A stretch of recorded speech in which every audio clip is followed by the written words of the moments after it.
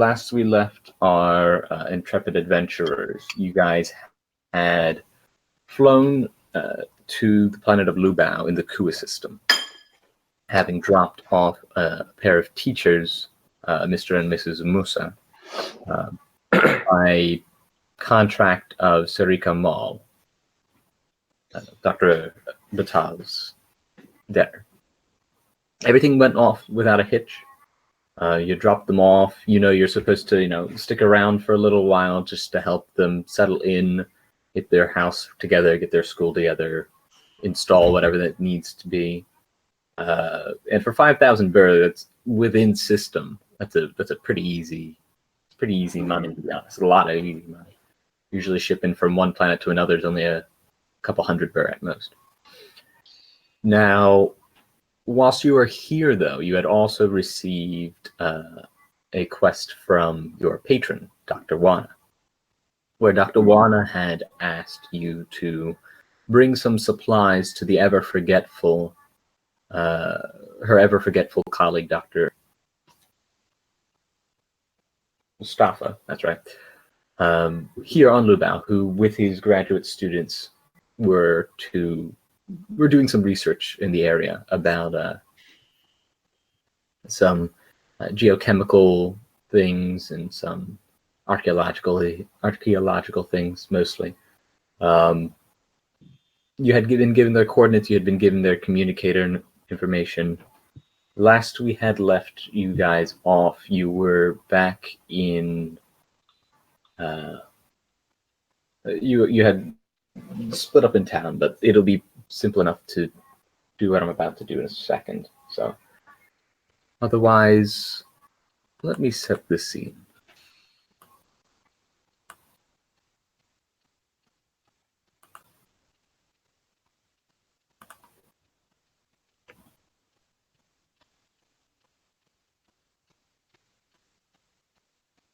You feel it. Hot yellow sand whips through the air in small little dust devils. It flecks and flies across your face.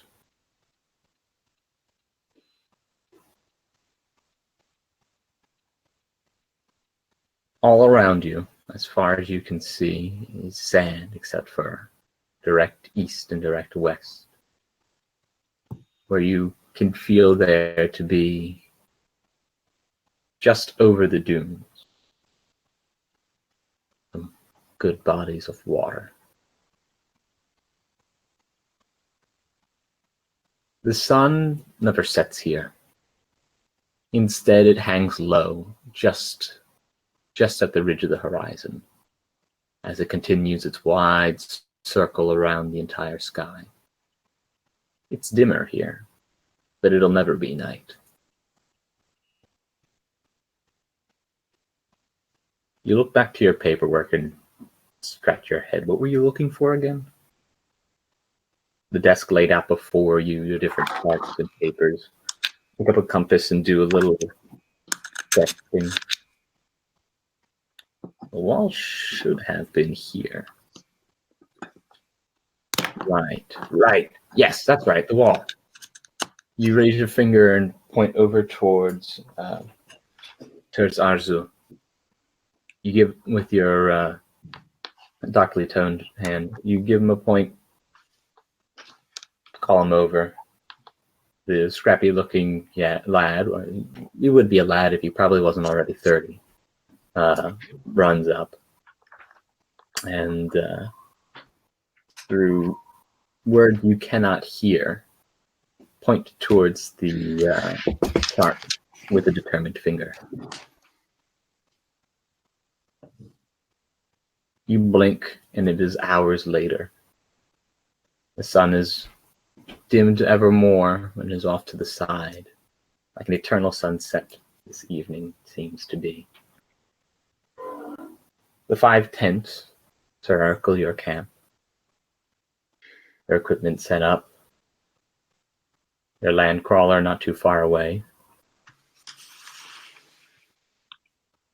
When you raise your head and see a small dust cloud coming over the bend. You get up from your desk, A small campfire being tended to. The other students look around a bit confused as you walk up the dune. And as you crest the dune, you see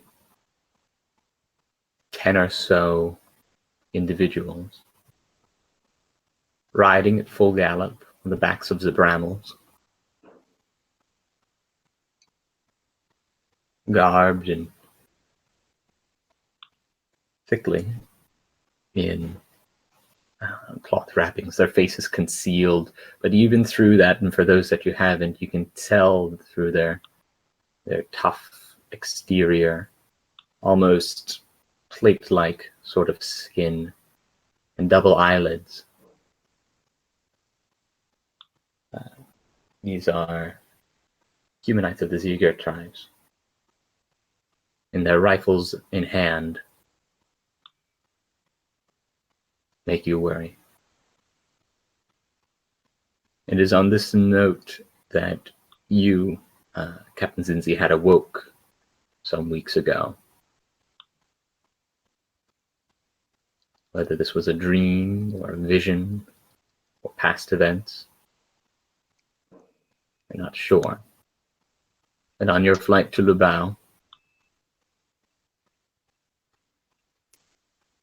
you had this foresight. Cutting back to the present. Yeah. Cutting back to the present. Captain Zinzi, you and Tair have just finished the last of your loadings for the equipment. Back at the ship, Latif talks endlessly with her as the two of you use the grav loader to haul various sensitive equipments and supplies onto the crawler.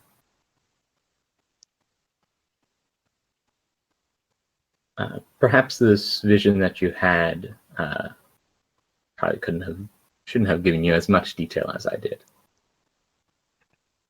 But play with it as you will, I suppose. Okay. What were you going to say? So I was gonna say that definitely the vision I had looks pretty similar to this planet, and there's probably no doubt about that. Okay. As the sun begins to set now on this day, you are reminded of this vision that you had in your sleep. As the yellow light from the sun casts a more orange haze as it comes to the very periphery of the horizon. Okay. Well, before I get into that, we've done as far as I'm aware, we have completed our first job, correct? The job to take the 2 people to the colony. You had brought Mr. and Mrs. Musa, here to Lubao. You had helped them get settled into their home.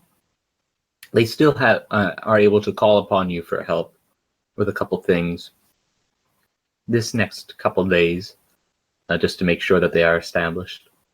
Okay, so we're not officially completing the mission to like go and radio. Okay, we've done it. Pay us.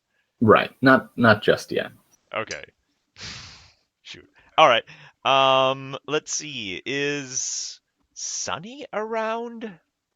You had that's a fine enough transition. Or no, we won't transition to you guys just yet. Sunny, Dr. Batal, and Saladin are all still back at the village.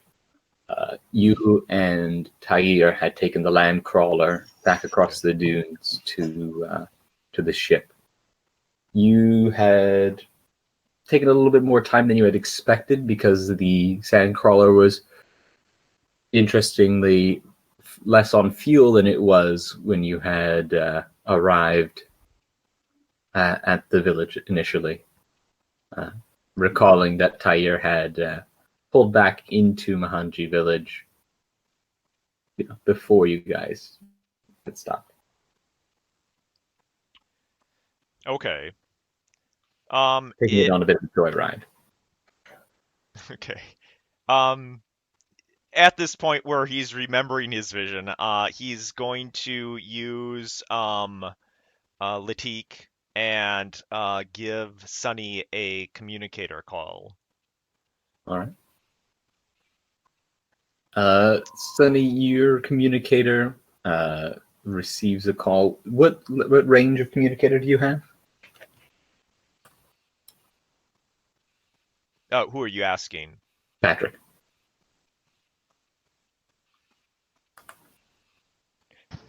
If you're talking, we can't hear you. 1, 2, 3. Can you hear me now? I was on mute. That's fine. That'll do it. Hold on, I'm checking my character sheet. You can all hear me, right? Clearly, Right. yeah. Okay, good. It's just Hangouts isn't doing the dot thing, so I can never be sure. And does it matter Pat's communicator range? Because Your communicator will be able to reach him just fine. He'll hear you anywhere on the planet. Oh, but to send, he's got to have it. But for him Oh, to reply, it might be a bit depending.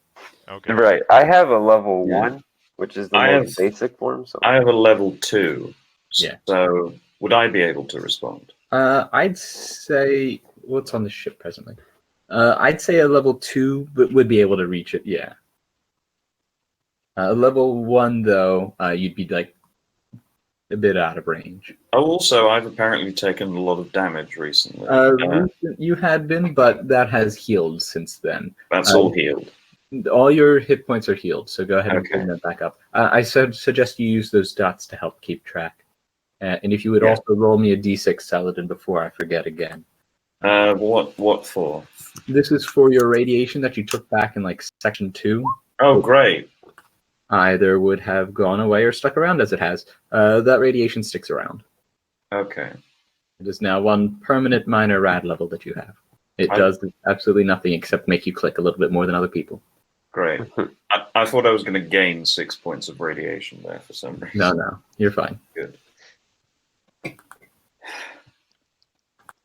Well, all the same, Zinzi can send a message. You just can't necessarily receive one from Sunny, right?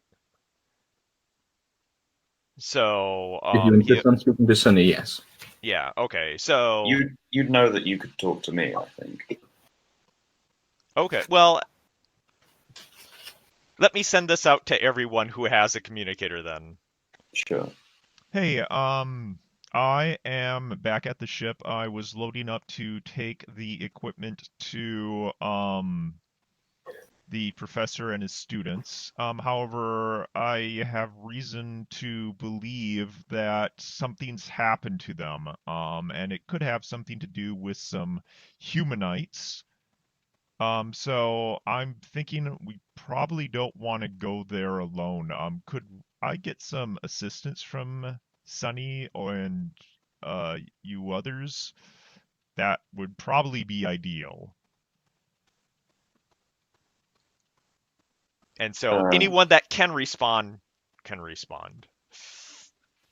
Saladin replies with a very sarcastic message that basically results to, "Oh no, not humanites," but he words in such a deadpan way, and you can never imagine him being sarcastic. So it kind of sounds oddly genuine, especially given that he's a priest. I think about responding back. What do you have against you? Oh wait. You can't respond back. You either have to tell Saladin and let him relay it, or Oh, I thought this was something on a else. group chat. Yeah. Oh, can he reply on the group chat from? We'll say you can so you people in texting, you can call, these communicators. We're millennials. Why would we call? Because you can get shit done faster. No, millennials. No, but millennials. Let me eat You my have no avocado context to the toast. millennia. That happened millennia ago. Oh, that's true. Fine, I just open up the call. By the way, that message was sarcastic.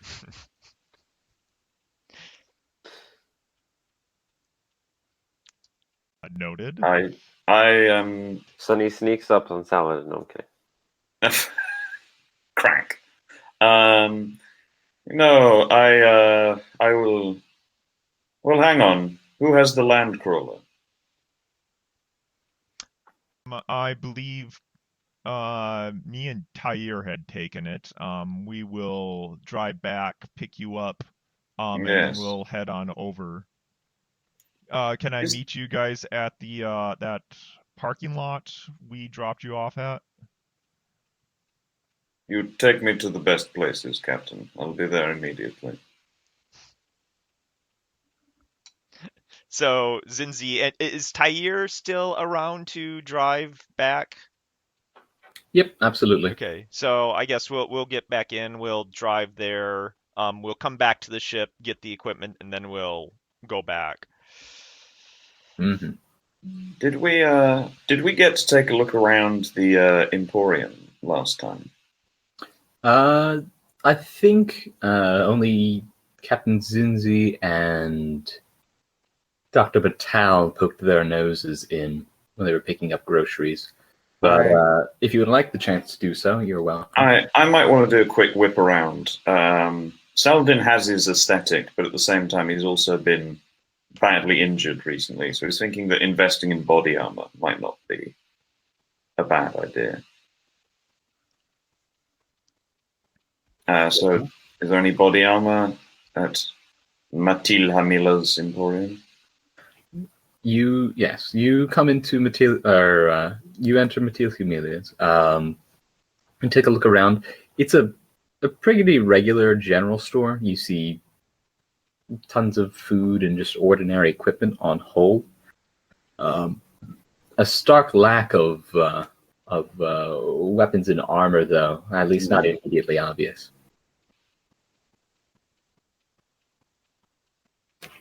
By the way, I seem to have no money. Didn't we get paid for that last job?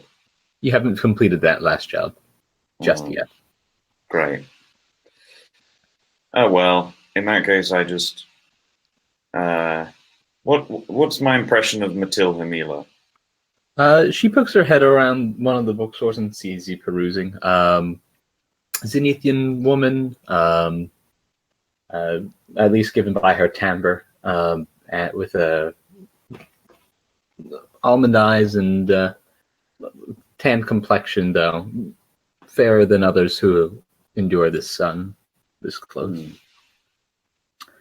She pokes her head around the corner and asks, "Oh, hello there. Anything I can help you with?" Yes, I am new in town, and I find myself short on coin but ready in resources. Would there be any budding work for a man of means? Any budding work for a man? Could you? I'm saying I'm a mercenary. I figured as much.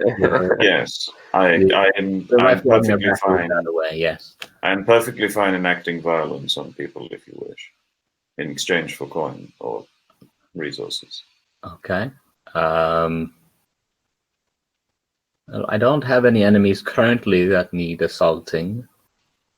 If Okay. you are looking for mercenary work, though, I know potentially the town sheriff could use a bit of help. There are bandits, no doubt, out in the desert. The petroleum companies are always looking for folks to help get their investments. I don't know how long you plan on staying in town. Not very long. I will see if there are any outstanding bounties. Thank you for the recommendation. And when you do have resources and credit, be sure you know what to spend them. I look around. Is there anything that catches my eye? It depends on what would catch your eye. Like I said, in terms of weapons and armor, you don't see anything. Because I don't think they would lay that out either. Anything of religious note? There- Tears? There are some things out. Nothing directly. Well, okay, let me see. You find a small arrangement of religious items, talismans mostly, for sale, or at least if they're not professional talismans, they're at least baubles. But you, apart from the 8, because you would never wear one for the faceless one, apart from the 8 that would be clearly present, you find an additional 2. One labeled as Oolong, and the other one as Zigur. Oolong and Zigur. Yeah. I pick both of them up and take them over to her. What are these icons? I know not of them. She points to the 2 of them. They both resemble enormous serpents. Each of them going off in either directions. More like dragons than serpents, really. Some form of local paganism, I might think. Something like that. Why don't you give me a cultural roll for yourself? Okay. Come on, culture. Limited success. Right. You, having been at least a little bit around the horizon, know that a lot of places have their own local takes on the icons. Ah. And the shop owner, what her name is, what I just saw a second ago, Mathilde confirms as much. She says, "Oh yes, Oolong is the what the locals call the judge. They believe he is an eternal fight with Zungur, pointing towards the darkly patterned one, who is the one of the faceless. Oolong is of the judge, they think." Ah. So judgment versus anonymity. Or something of that like, yes. Well, there are still some here who cling to the old ways. Quite. I had one more question. You seem like you know the local area far better than most. The lemon orchards along the road, do they grow real lemons? As opposed to artificial lemons? Yes. No, they're real. Dates and lemons are the only other things that seem to come, but they don't really get off planet. Oil seems to be the fruit of choice, she says, making air quotes. A pity. Yeah. I adore fresh lemons are great. Yes, I adore dates and lemons. Yeah. I'll just head to the car park then. Are you going to pay for those? Oh, sorry, no, I'm not buying them. I just wanted to know what the deities were. Yep, sure. I put them back. Yes. Take care. On the way to the car park, I head to the sheriff's office and see if there are any bounties. Okay. You actually find him speaking with Mr. and Mrs. Musa again. Which leads me to the question: where is Dr. Batal and Sunni during this time? Is this like a flash forward? Because like the last time we were hanging out, Dr. Batal and Sunny were off doing a shenanigan. You were doing shenanigans. We'll say you both have reconvened from your shenanigans. Dr. Batal, as we recall, refusing to touch the firearm. So this is the post-shenanigans universe. This is post-shenanigans. This is an hour or so into the future. Those precious hours will never get back. So what are the two of you up to now that you're back at the village? I'm probably just gonna wait for Zinzi in the parking lot. Okay. A little upset. Okay. This is a small village, and I'm quite tall and muscular. I imagine they might be able to spot me. The village isn't as tall. If you look at the top right corner, the little dots are the people. Ah, okay. Oh, okay. Then it's much bigger than I thought. Yeah. Okay.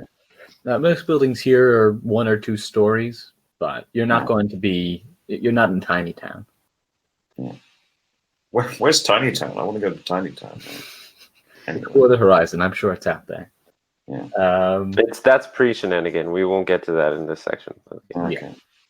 We live in a post-shenanigan world. At any rate, so you come back towards the park. We'll say Sunny and Dr. Patel, you can emerge there if you'd like, or appear later. You find who you identified earlier, Sunny, as the sheriff Hector Akub, dressed in his dark robe and red schmaz, speaking to Mr. and Mrs. Musa at their doorstep. Do you care to listen in, or do you carry on to the park? The Loder Park. Who, me? Yes, you. Yeah, I'll listen. Might as well. Let's see if I can do that. Would it be observation? If you want to be sneaky about it, or you could just walk up and say, hi, I'm helping these people. Whatever you like. No, he's not that type of person to just walk up and say hi. No, he's not. He likes to know what's going on, but he's not going to be like, hey, I'm me. Okay, So. that's fair. If that's the case, you want to eavesdrop, then you can go ahead and give me an observation. Dr. Batal and Saladin, you're invited the same choices as well. Whether to come up and say hello, or to figure out what's going on. We'll say Sunni had clued you in as to who this man was when he had learned it earlier. Is he a bad person? What makes you say that?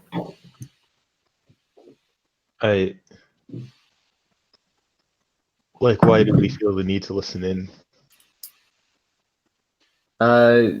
He's the sheriff. He's he's essentially the sheriff of this town. Moderator between the 2 tribes that live out in the desert. These sort of things. Alistair's character Saladin was looking for. Okay. Then You wouldn't know that, the 2 people that you dropped off. Right. Well, with Sunny already gone, if Saladin walks up to them, I'll just go behind Saladin. Saladin, do you walk up to them? I do that again because of my former training.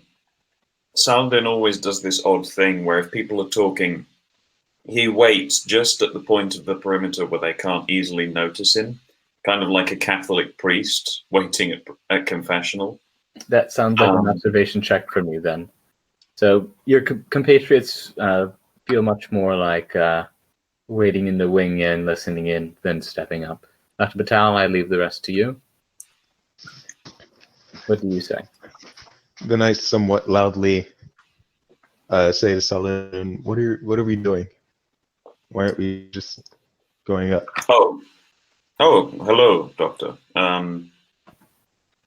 You kind of, he goes to say something, and then there's that thing where you realize that in his head he's figured out that what his excuse doesn't make sense anymore. So he just shrugs and says, "Yes, let us go," and he goes up to the Sharif. Good morning. What's the time? Evening. Good evening. The man turns around. He looks to be in his late 40s, early 50s, perhaps. Deep wrinkled lines on his face. His hair seems still dark, with only a few spots of silver in them. Deep set eyes, dark. A strong athletic build. Ah. Turns around and says, "Hello." Mr. and Mrs. Musa poke their heads around the corner and notice you guys and says, "Oh yeah, and these are our searching for words. Our helpers? Our vessel aided in conveying these fine educators to this planet. Yes. Yes. Yes. That is right. They had brought us here. They're here to help us out. Absolutely. As a part of the charity that our benefactor had helped us with, as we mentioned earlier. Yes. I myself am a priest of the Lady of Tears, so I wish to see order and education brought to many places.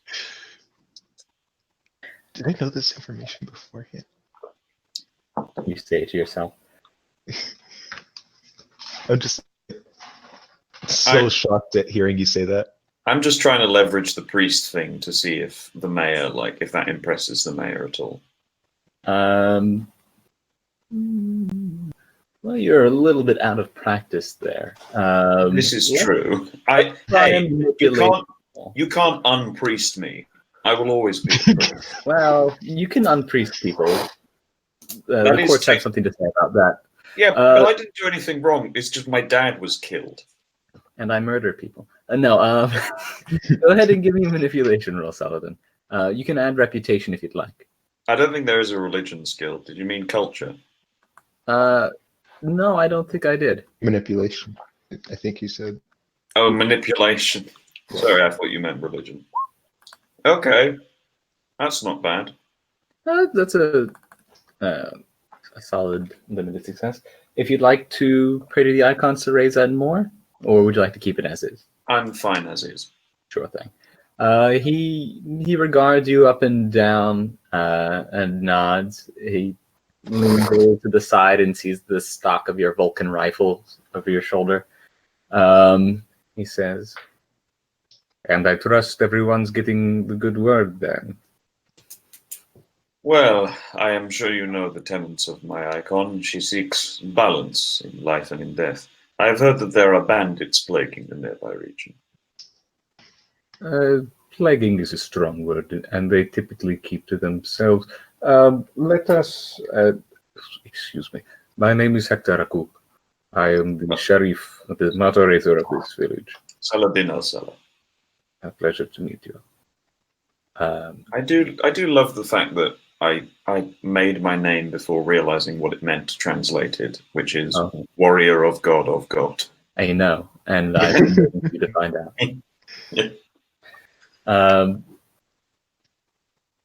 Warrior of God's God. No. Warrior of the God of Gods. No, not quite, because it's Salah al-Din is how you pronounce it. So having your name Salah al-Din, Yes, Allah, yeah, it's what's funny. At any rate, so he says, I was just speaking with Mr. and Mrs. Musa about offering hospitality to them. It is customary that we show new neighbors, as it were, a bit of thanks for their being here. And so I was arranging for them, asking them whether this night or the next would be beneficial to them, that you may partake in dinner with us after the evening prayer. That would be most pleasant. Mr. and Mrs. Musa look to each other there, and then look at you guys like, crap, he's invited them too. I entirely do not notice. Yeah. I do say, aren't we supposed to be meeting with Zinzi today? Ah, yes. But that will not take too long. We should be back in time for dinner. Excellent. I should hope to see you both, or however many of you should I be expecting, that I may prepare adequately. There are five. Five, yes. So only 5 additional in total, although I fear one of our members may take umbrage and wish to remain in her vehicle. She is not the sociable sort. I'd leave that to her to decide. As for the rest of you, I will expect you then at my abode. You should be easily able to find it near the spaceport. Of course. May I apologize for my improper word choice earlier, but may I at least inquire where it is that these bandits have made their base? They move about the place. Exiles from the tribe, mostly. Or the tribes, rather. Seemingly trying to pick off those who come into the ridges not too far from the lake's edges. It indicates to the canyons and mesas off in the distance. Mm. Okay, so around by the ruins anyway. All right. Yeah. Okay. I nod. See you later, and head over to the car park. We're looking forward to it. He thanks the Mr. and Mrs. Musa for coming, and then goes over towards the Emporium to pick up another 5 plates.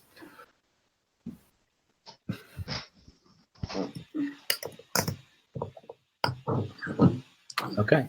So, Drake, you wanted to do something before you head to the village. Use the ship's computers to check when the ruins area number 9 would have had their last sandstorm to determine how long ago this might have happened. Or at least a sandstorm of the magnitude that I had seen coming. Okay. Let's have a go at Statogen. Trying to do it from the resources of the ship. That'll be at maybe a -2. Because I don't know who would be keeping track of what meteorological sort of stuff. Well, I mean, do they like have some sort of internet where you can tie in and see, like, bring up the weather.com and Weather.com. Yeah. They probably don't have They have local weather.com news. here now. Okay, Um, I'll try. You Hey, can slip it over. even with a -2. You can go to -2. Kind So the idea that sandstorms happen here, it does occur Right. every now and again, no doubt. As also indicated by the fact that a mobile hangar had been placed over the place where your ship has landed to help give it some protection in case, and some shade, thankfully. So sandstorms that do happen here don't happen very often. The way the planet's angled and the way it rotates or doesn't means that you don't really whip up a whole lot of wind. So when it does come in the form of great bits of sandstorm. Whether this has happened or has yet to have happened, you're not sure. But if there was one that had happened, asking about it locally will no doubt tell folks, hey, there was a sandstorm X many days ago, or we're expecting one soon. I feel it in my bones. Okay. So if they got one at Area 9, this town would have also been hit then, right? Assuming that... They would have at least seen it on the horizon, probably. Okay, Or that sounds... potentially have heard of it. Someone would have known. Okay. And was there anything? I assume that there probably would be like something like a police station in the village, or would there be an Sharif's equivalent? office. The Sharif's office? The Sharif's house, Sharif Hector Akub, his own home is located here at the spaceport. Oh, okay. So maybe I want to stop there before heading on over then. I'll tell you now, and with good reason, you'll give a knock and you will not find anyone home. Oh, really? Oh, yeah. Is- He's- he didn't leave anyone in charge? No, it's just his house. Oh, it's just his. Does he have a place that he works at the space station? Seemingly no. I'll say you probably ask one of the clerks this information and find out that it's usually just him. If there's ever something that needs doing, he'll deputize a few folks and go out to do something if it needs major doing. But typically the town's pretty calm and quiet. Typically, and he handles most things himself. He's got his nose everywhere. Hmm. All right, so this clerk. All right, we're in a space station. Am I currently in the space station? You're at the basically? space station. You have this gentleman who's been tanned into another nationality with 4 giant fans blowing on him before you. Okay. You need to monitor the weather for incoming spaceships, right? Like ours. Yeah, it'd be kind of hard to land a ship in the storm. Yeah, that's what I take care of. Yeah, can you tell me when the last fairly substantial sandstorm would have happened over yada yada at this sort of ruin sort of location? Out that way? He does a little look into the logs. Well, there was a storm not too long ago. Pretty sure it happened like 5 days ago, about. According to this odds, that came in from the east. Another one poured in from the west. Maybe a week before that. So a Looks week like another before one will be 5 days ago. Yeah. Well, one happened about 5 days ago. It looks like another one should be coming a little bit later this evening. They'll probably pass over real quick, though. I don't think it should mess with the ship too much if you hope to be getting out. Coming from the north, seemingly. Okay. In my vision, it was coming. Did it seem like it was coming from the east? You couldn't tell. Okay.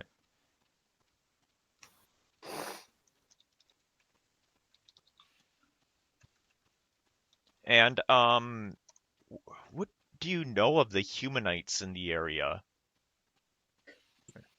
They have their own tribe. They're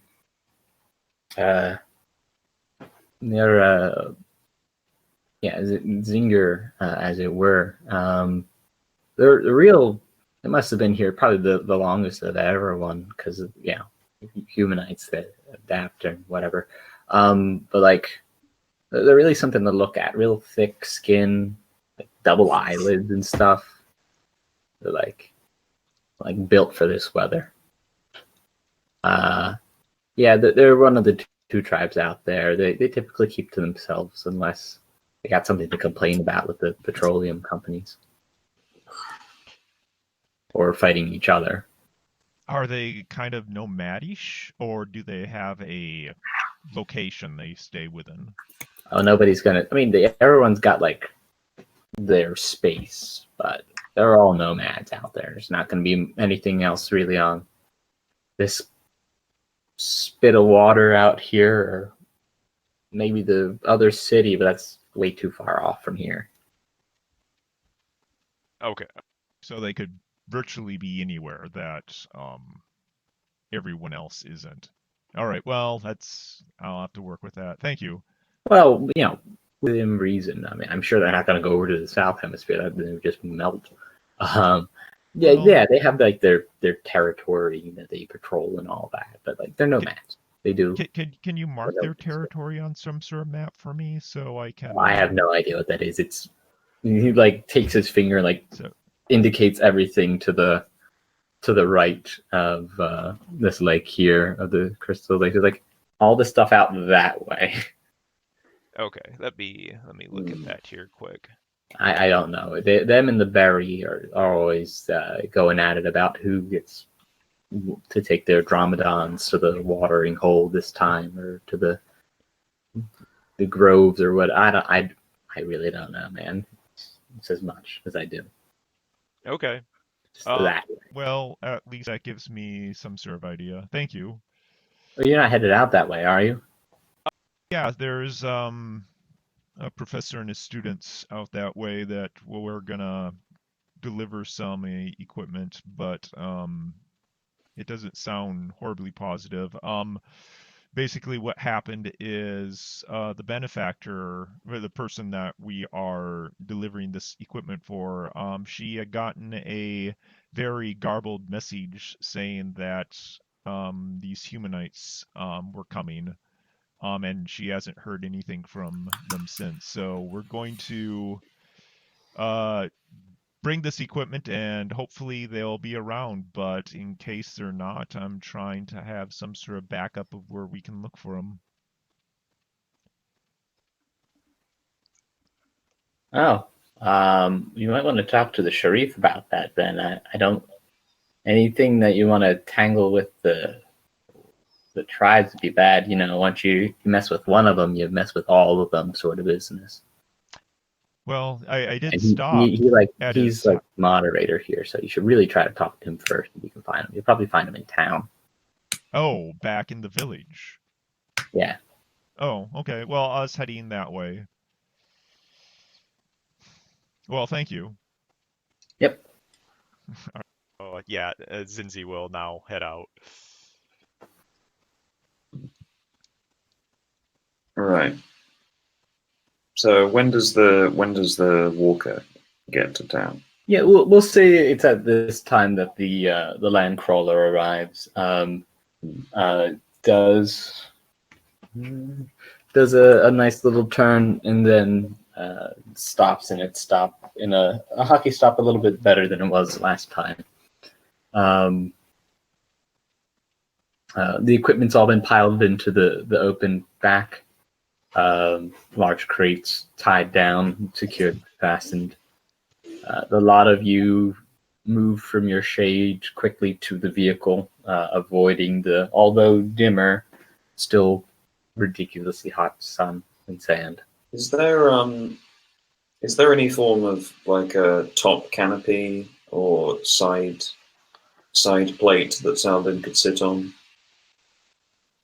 On the car? Yeah. None that isn't going to boil your bottom. Fair enough. All right. I'll stay inside, but we're heading. Where are we heading? You say as you all load in. Yeah. Where are we going? We're going to the ruins to the east. Okay. Kind of the east of the Crystal Lakes, I believe. Right. And it will take. How long will that? That will take like a day's trip. Practically, it'll take maybe it could take about 2 hours to get to the port, and off the road that's maybe Oh. 6-7 hours. Oh, I feel so- bad now. We're not going to get back in time for dinner. Can't we go tomorrow? Well, we could, if you're not concerned about the students. Well, counterpoint. The climate will actually be much cooler at night, and it will be easier for us to move unnoticed. Will also be later. I think we should check out now. I've got. Yeah, I'm sorry. We'll make it up. We'll be back. We'll be back. Give me a minute, and Saladin goes out and goes to find the Sharif again. Okay, doke. Does he say the Sharif, or did he just leave? I say I have a matter of politeness to attend to. and Okay. leave. Okay. Just give me a quick observation, we'll say. I would Okay. like to go with him if that's okay. Oh, thank God! You can help me if I fuck this up. If someone else wants to help him search, May I pray to the Lady of Tears? you may pray to the Faceless One to reveal I will pray to that the which you do not Faceless see. One.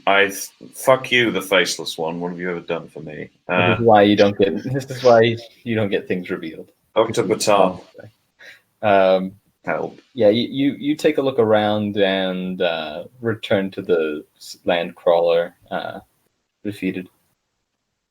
Oh, for fuck's sake. Do I make my own check or like what? Are you going to go out Please. and search also?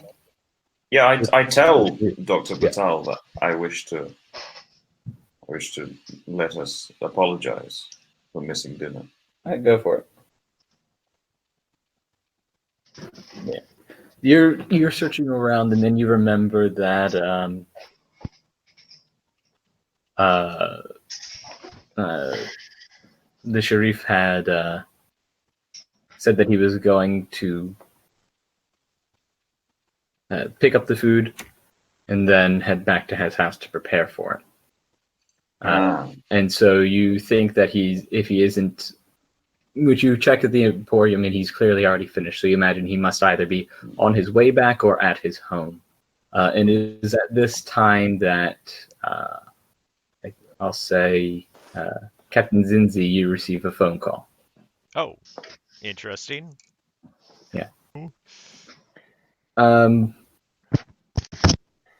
It is Mr. Musa, and he says, Captain, we have been invited, both my wife and I and your crew, to the Sharif's house to partake in dinner.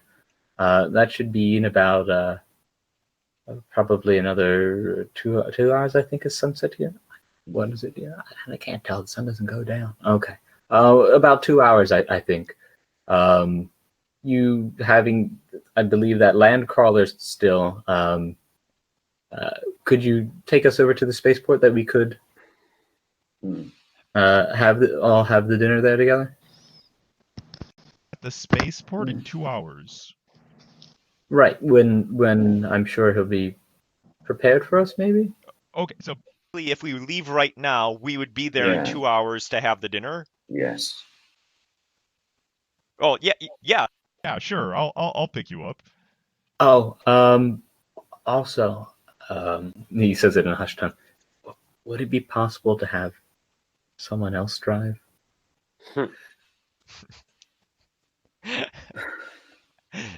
Unfortunately, I think that probably will be out of the question.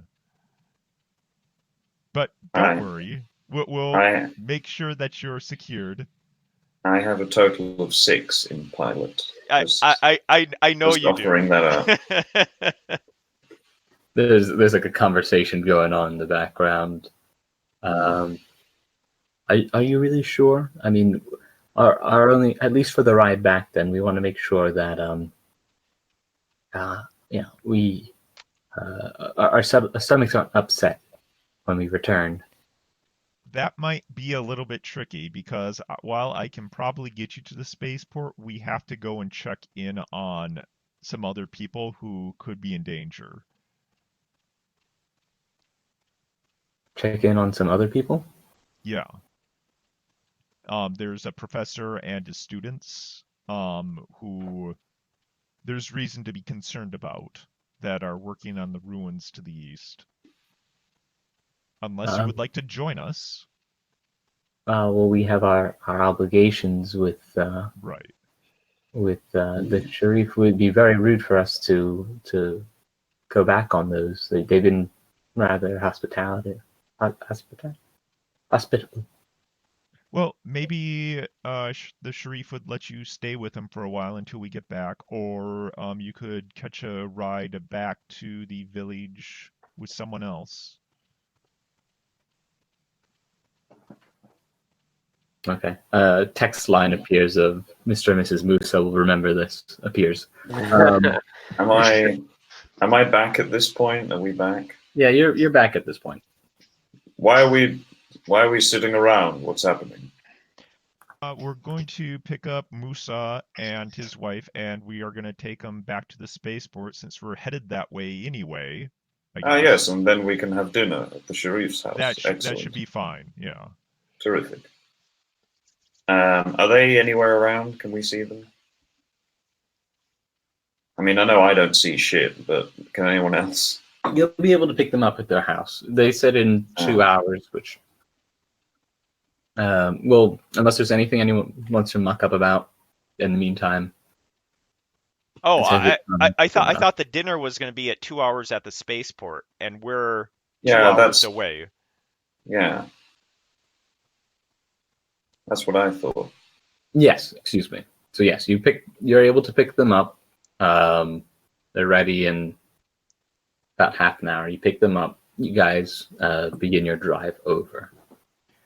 Okay. At this point, the sun has begun its setting, nighttime sort of business. You can tell as much that the sun is going down by before you leave the village. You notice that all the folks return to their homes for their evening prayer.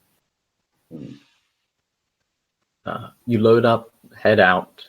The soft orange glow on the horizon as you guys pull up to the spaceport and towards the Sharif's house. I was going to say, as we pass through the lemon orchards, I'd like to grab some lemons. Tyre raises an eyebrow towards you, Captain. He's like, are we in a rush or are we not? I mean, do we have time to stop for lemons? Can we get lemons? It'd be nice to yeah. bring to the I show. can I have an alternative. Are we passing by any? Are we passing by any lemon trees? Are we passing by any lemon trees? None would probably be that close to the road. Oh damn it! I was going to whip some off the tree. All right. Tyre, why don't you get us close to the lemon trees and let Saladin try to grab some? Take me in. I open the side door and take out my whip. So we're not stopping. Okay. No, this is a drive-by lemon grab. This is a drive-by lemon grab. Okay. I thought you were going to say a drive-by lemon party, which is a completely different. No, this is not that documentary lemon stealing horse. No. Okay. Now. Oh boy. All right. So Tyre takes a path off the road, and begins to. You guys are about like here, and begins to move along through a lemon orchard.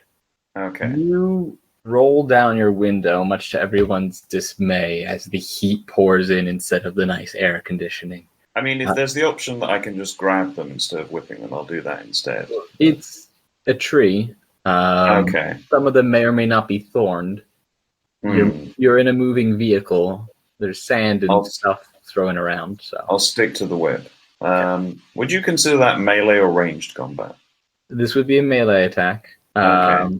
You go through the orchard, and some folks pop their heads out the window, wondering what the hell is going on.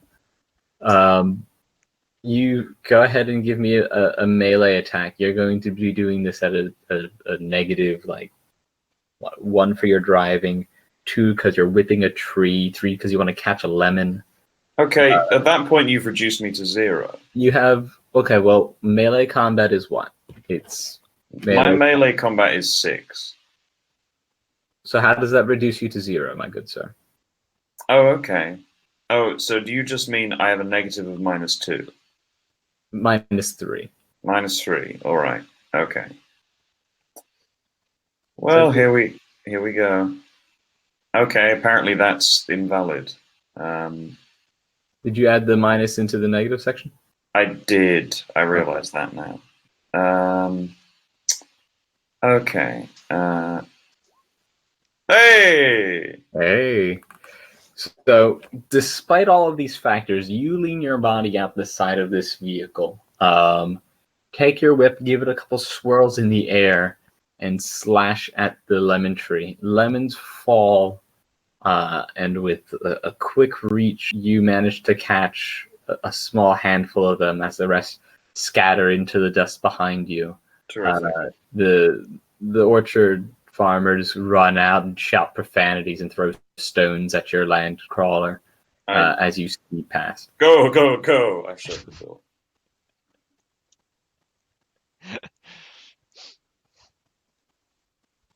You have a small bushel of ill-gotten lemons now to your name. Terrific. Was that really necessary? This is the biggest heist this orchard has ever seen. These were wild lemons, but that was fantastic. Come on, let's go. Let's flee these farmers.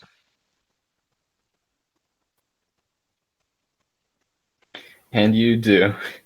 You peel off Mr. and Mrs. Moose are like, who are these people? Why do they have to be invited? I offer them a lemon. They do not accept the lemons. Give them an apologetic look. I'm very They do not take the lemon. They do not take the lemons you whipped off the tree. How dare they? Does anyone else want a lemon? You killed them Oh, for hell not yeah. accepting Oh, your ill-gotten lemon. All right, I give Zinzi a lemon. Zinzi will start peeling it. Peeling a lemon. Yes. Sure. Says Saladin as he bites straight into the lemon. No, I'm saving them for garnish later. Exactly. I have taste. You guys arrive at the spaceport. Pull up, dust pouring off the vehicle, and step out. Move quickly over towards the Shutter's house. Knock on the door Or ring the bell. Yeah, I hide my lemons under my robes. it's a small, modest house. It could house maybe 2 people at most.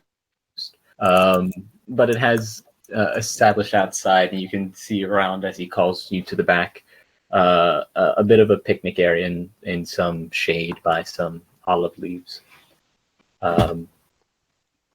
where he invites you all to sit down and around the table that he has set up. I'm glad you could all make it.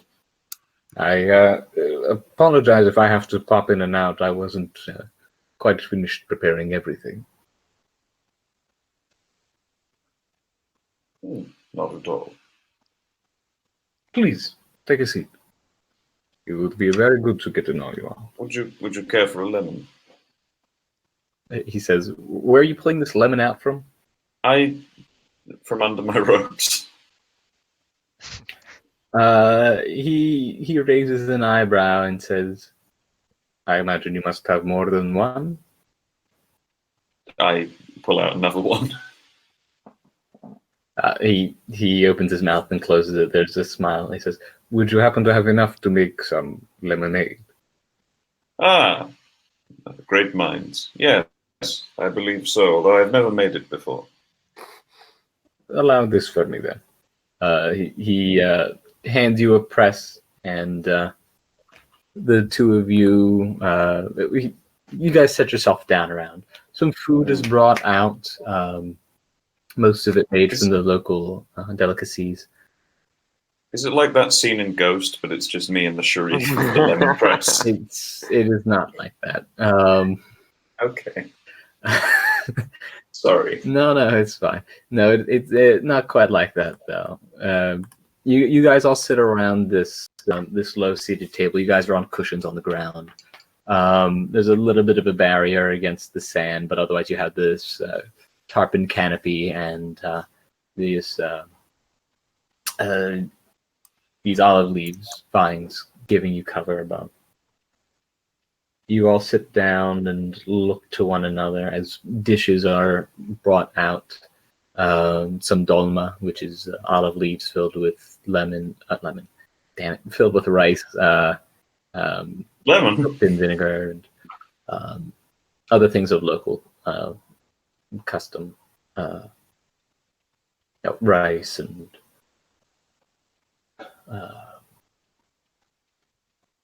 suddenly my mind blanks on all the foods I eat. But yeah, food. Lemons? Okay. There's lemonade. Okay. Is what you do with lemons. And he sits you down and invites you to eat. Does there happen to be any music? Only yes, there is music. He has a Pink Floyd vinyl collection. something to that effect. Yeah, he has a little bit of ambient music playing. It's the Middle Eastern version of Another Brick in the Wall. It's another slab of sand sound. Yeah. It's Toni Morrison's Hajira. Anyway. So he opens his arms wide and says, please eat. Tell me of yourselves. Where have you been? Where do you come from? How long shall you be staying? I'm always eager to meet new neighbors and indicating to the rest of your crew, those who bring them there, what goes on in the rest of the horizon.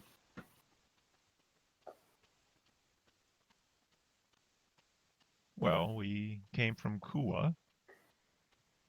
The With planet? our the space station that orbits Kua, technically. Coriolis, yes. Yeah. To make a couple of deliveries. Two of the individuals here, and also some equipment for the people over at the ruins, which actually has us a little concerned.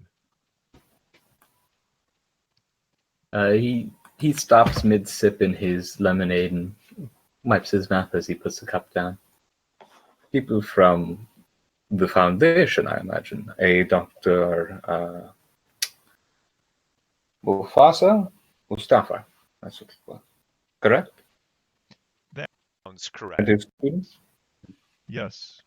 Yes, they arrived on planet a week or so ago. Oh, Ago. yeah, apparently there was a sandstorm 5 days ago in that area. And our benefactor had told us that she had received a message about them encountering some humanites during that time, and she hasn't heard anything from them since, so she's a little bit worried about them. Give me manipulation roll, because I you are will. lying. I am lying. Reputation or not? I don't think reputation will apply here. Okay.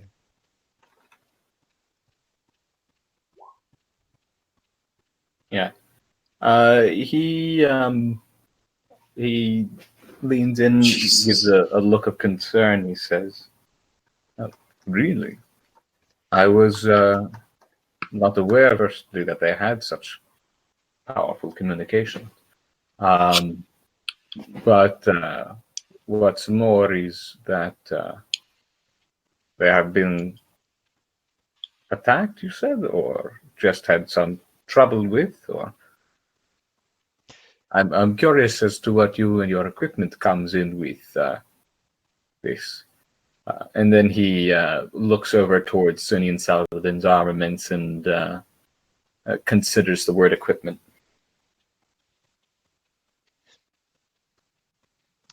Well, we don't exactly know what happened, right? Because the communication cut out, but all we know is that there is really humanites over there. As far as the equipment, I suppose it's just what they need. Do we have an inventory as to what the equipment is? Yeah, you do. It's a range of like shoot, it's not a metal detector. It's like one of those like scanning things to like see stuff beneath the sand from like vibrations. Oh, sonar. Different, yeah, like sonar, like different sensors, equipment, and whatnot. Okay. There's a bit of more like food and hydration packs and like. standard archaeological equipment, which actually might help us if something's happened to them. Anyway, what about these humanites? I heard that they kind of are nomads over to the east. Yes, there are two different tribes we have here, at least in this area of Mahandi, near Lake Nuval. There is the Berry tribe, of which I am one, he says. Though is he a humanite? He's not a humanite. Okay. Don't be mistaken now. There are two tribes, one of which is the Berry, who are human, as myself. I am descended from this tribe. And then there is the Zingur, who also descend from the tribes. They are of humanite origin themselves as well. Not as well, but they are of humanite origins, they say. Though I would also make a mention that these spaces back here are filled with bandits from time to time. I had tried to warn Dr. Mustafa, in fact, that he should reconsider going out so far for his archaeological expeditions, should he encounter trouble with any banditry raiders, as they did out there. I don't think he probably had much choice in the matter, considering he had to go to where the ruins were. Well, yeah. Honestly, there isn't much left either. A while ago, to discourage any further settling, or because perhaps they were bored, some of those raiders had attached explosives to what was left of the wall there and detonated it. I told him there wasn't much left to be seen either, but unfortunately he has insisted, and now he's out there. Reclamation makes men do strange things. Seemingly so. It drives the sane to take insane risks. Hopefully we can intercede before there is any problem. I should hope that you might. I certainly wish you, if you do go out this way, the best of luck in bringing them back, and perhaps then it would serve a further purpose in dissuading future endeavors from bringing themselves out there into harm's way. There was another expedition not too long ago, before those walls were destroyed. Unfortunately, they did not have the same respectable company as yourself to bring them back, or to bring them supplies, whichever it may be. Safety is the utmost importance. Speaking of which, it's something that we need to do pretty quickly, and our two guests, I would hate to bring into such a situation. Would it be possible that they could either stay here for a time until we're able to get back, or arrange a ride for them back to the village? They can ride with me back in my crawler. This should be no problem. Is that acceptable? He looks towards them. Oh no, we would hate to be disrespectful to our host and to leave early or anything if you have to go. So if you're fine with this, Sharif, and it's of no burden to you, none whatsoever, then we'll take his ride. We can eat, and then we should probably leave. I'm glad to see that we've come to a good arrangement. Am I? Well, if you're going to eat, then let us eat and talk. Please, tell me of yourselves, he says as he passes around, and comes back out with a flagon of wine also to share. I must abstain for religious reasons, but thank you for the gesture. Consume most of that. He'll Really? offer his glass. Yeah, and if you, for those of you who wish to partake, you're welcome to do so. If you're going to partake at the amount I think you may, then, Captain, I'll need you to make a force roll, not force, strength roll. Force. Smash that wine. Strength roll? Strength roll. All right. Not a chance. Not no. a chance.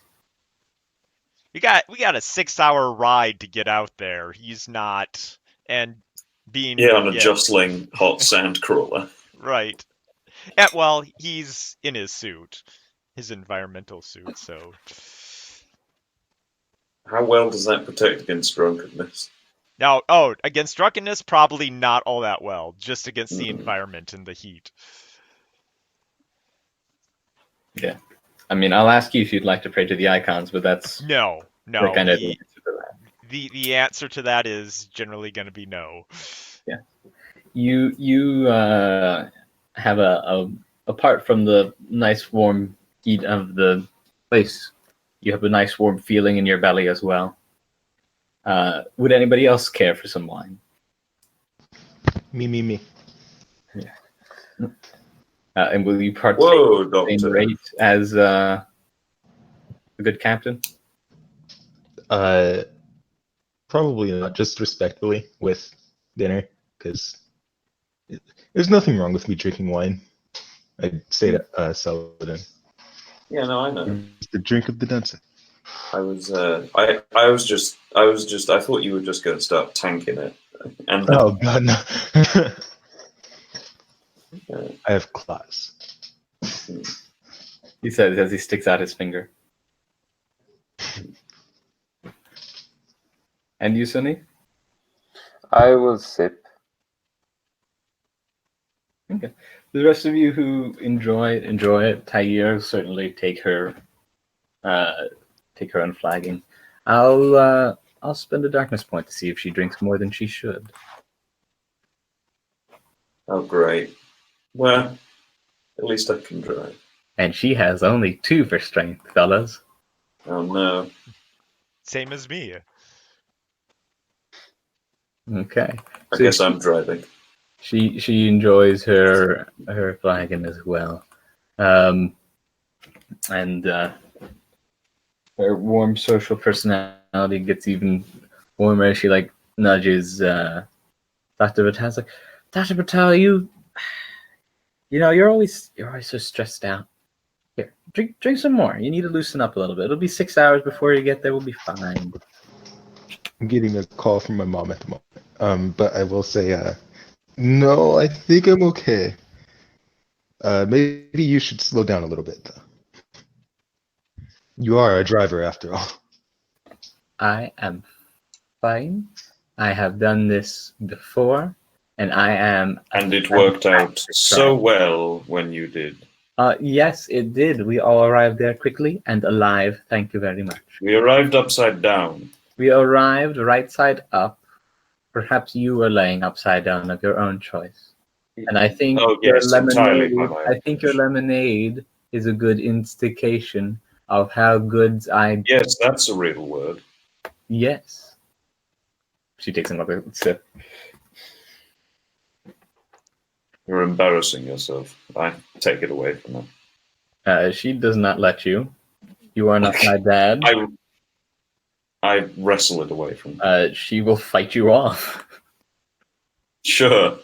I use melee combat. You're going to attack this woman over her wine. Yes. No, I'm not going to tag her. I'm going to wrestle it from her hand. I make a disarm check. Well, you have to score a hit and then get disarmed. So let's see how you do. She will defend herself. What? Okay, never mind then. Never mind. She gets her own chance. I don't care. You reach for it, and she gives you a solid thump on the nose. You will take 1 HP. Oh, for fuck's sake. Of the 15 you have.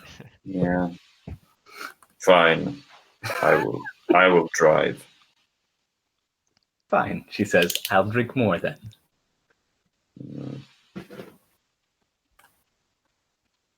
All right. Southern just goes off to walk in a half. You guys enjoy the meal. You eat, you stay. How late do you stay? Impaired judgment, Captain Cincy. Well, his intent was to leave after the meal was finished. Mm-hmm. So, assuming he can still go along with that plan, he will. Yep. Should I roll? Is there something I should roll for that? I'll leave it up to you. Just keep in mind that your judgment is presently impaired. Right. It's impaired, but he knew that this was important. Right. So if our other 2-3 members, Dr. Patel and Sunni and Saladin want to do their part to make sure you guys go, I leave that up to you. Or you can sit and enjoy further. Well, I really only wanted to be here to, like, you know, talk to the Sharif and the teachers. And if it seems like the other two are getting so drunk that that disrupts that, I'll start going, well, it's time we should be going. Yeah, I don't know if Sonny would want to like stay at a party setting for too long. So I think he'll probably second that. Alrighty. You lot then finish. Hector Rakuf is more than accepting of this, and he says, "I will take good care of them and see them back to their place shortly when we are well finished. I should hope that the rest of you enjoy your time here in Mahanji, and wish you the best in terms of your current endeavor. Do keep in mind, though, what you do out there. The tribes are not easy to forget, and a slight against one is a slight against all of them. If you need assistance, I am here to help." I give him my communicator number. Yep. He takes it down. He has his own communicator number, and he passes it back. Yeah. Much appreciated. Would there be any way, if we needed to, that we could do a relay through Latif, so that it can be like an amplifier back to here? I think I have at least a long range 3. You I don't know do know that you have not necessarily relay. You could call Latif so long as you are in range and tell him to call whomever. Right. And could he patch us through? Potentially, that sounds like a thing that could be done. Okay. But that would take. We'll say that takes a data gen roll each time. Okay.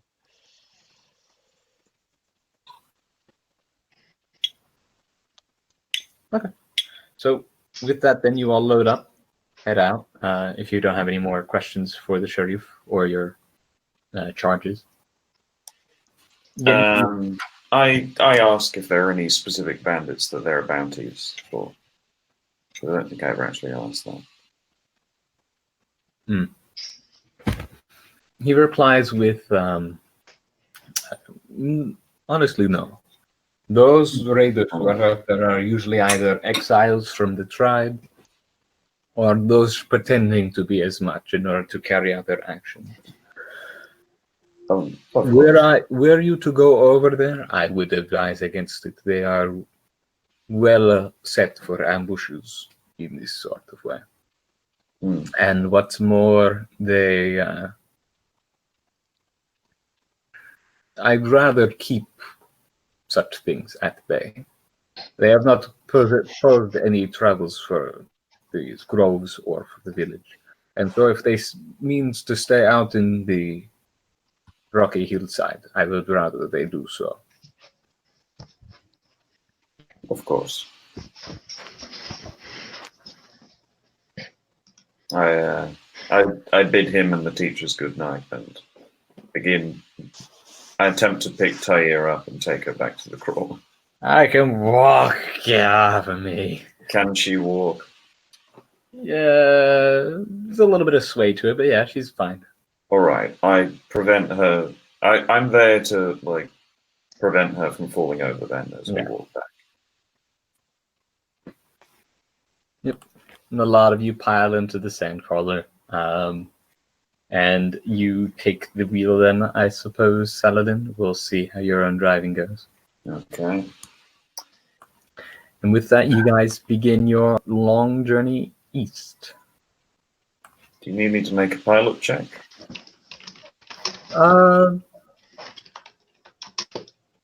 Yeah, we'll take one.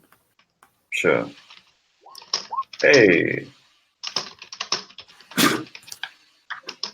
Okay. it's a complete success. You make pretty good head ground. You keep the moving along the crystal lakes, keeping the lakes on your left. You make your way out there a good distance. It's a little bit windy. There's no road out here. There's no straight path. But this is your best means out to the coordinates. To the right, you see nearby the distant rocky hillscapes, and this is not what I want. And to your left, the Keenan, could crystal you, lakeside. Keenan, Yes. Oh, could you sorry. mute your, Sorry. no. sorry. Oh, no, it's no problem. Okay, all the while I'm just looking out for signs of bandits. I'll say there's nothing immediately obvious. It's mostly just dunes from here to there. Okay, 6 hours worth of driving. great. You've been filled up. You stop every now and again to stretch your legs, though. You never want to be. You always get out on the side where the shade is for the vehicle. I'd stop us by some lake so we can fill up on water and maybe have a bath. Sure, there's potential for that.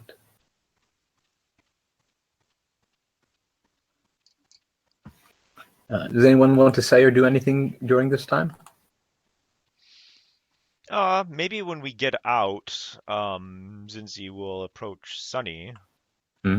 Sonny, are you okay? You were quite quiet back there at the Sharif's house. Yes, I was just pondering on the mission. We are going to be coming into contact with other humanites, and that is not an opportunity that I have had. At least, not frequently. It's something that you look forward to. Would you like to meet others like yourself? Well, it's not like we all belong to one tribe. No, We're of all course not. very different. So I don't know. I don't know how much humanite I am even anymore. I don't know if I belong. Oh, you belong. You just need to find where you belong at.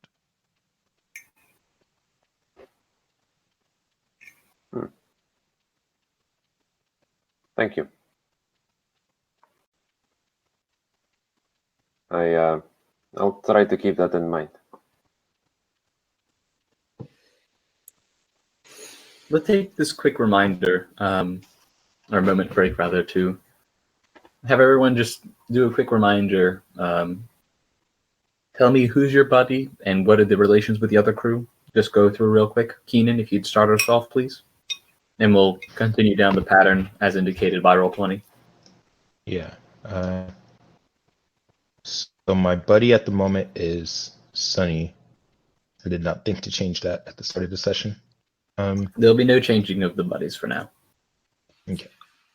Zinzi seems to be a fair and just man, but I'm still unaware of his stance on killing. I need to find out. Tahir has shown me great kindness. I should repay her. Yeah, I should repay her kindness whenever I can. Saladin has told me he has his own means of determining who should live or die. I must prove to him that's only for the icons to decide. And Sunny has no regard for lives other than his own. I should like to change that by showing my concern for his, even if I fear him. Alistair, if you would please. Okay, my current buddy is Sunni. I do not trust a man who does not show his face, but his methods are strangely practical. Tahir intrigues me in a way I know is not the lady's wish. Captain Zinzi, unknown power must be watched, but can be profitable. And Dr. Amir, his moralizing is dangerous. Harm is unavoidable, the winds of fate cold. Thank you. Captain? Yep. So my buddy is actually Tahir. Not here. That's a little bit of a difficult one. But for the Not other necessarily. people, Saladin lost his family at an early age, so I want to try to help him find family again. Tyr is overly generous. Did something happen to make her that way? He would like to find out. Dr. Batal is in a huge debt that could be dangerous. I want to make sure that he is being treated fairly. And Sunny is on the run and is hiding from someone. He wishes to learn why. And actually, that might have to be updated. Could you repeat Dr. Patel's one more time? Dr. Batal, he is in a huge debt that could be dangerous, so I wanted to make sure he is being treated fairly. Yes, thank you. Okay. And Patrick, if you please. Sorry, I was on mute. Zinzi gave me a great opportunity, and I will repay it in full. He seems apt, but hold on, it's a long one. But unsure. I will be watching my new friend very closely. Saladin, dangerous but a good comrade. His soul seems devout, but his actions speak otherwise. I will trust him for now and attempt to help him with his brother. Tyr is the VIP. I can't fly the ship, so she must live above anyone else if I don't want to get stranded on a planet. And Dr. Batal is a liability. He will have to be coddled in a fight, but the man can... Hold on, I'm scrolling through. The man can heal and knows his way around computers. I will tolerate his presence for now. I will teach him to be less of a liability. Okay. Very good. So just keep these in mind going forward if at any point you want to delve into them. Or rather, keep them in mind when interacting with one another. All the same, you guys, Drake, did you said you wanted to do something with Sunny during this conversation as well? Having just reminded yourself? Or no? No. Actually, I think I might have fulfilled the one with Sunny, actually. So I need to modify it to something else. I don't... Yours was to find out why he's on the run? Yes. And this question was answered? Yes. It was it was in the session that I had for you to address some things that needed to be addressed. I feel like that partly... I'm hearing myself. I feel like that partly answers some of the question. I'm not sure if you fully know, though. Okay. We'll discuss that at the end of the session. That's fine. Okay. Right, so if everyone else is fine with continuing, you continue. The land crawler makes its bumps and sways over the ground as you proceed. A very simple vehicle, very simple design, very simple repair, very simple to break down. Which, having said as much, I will spend a trio of darkness points to do. You guys take an exceptionally hard bump at one point. And machine goes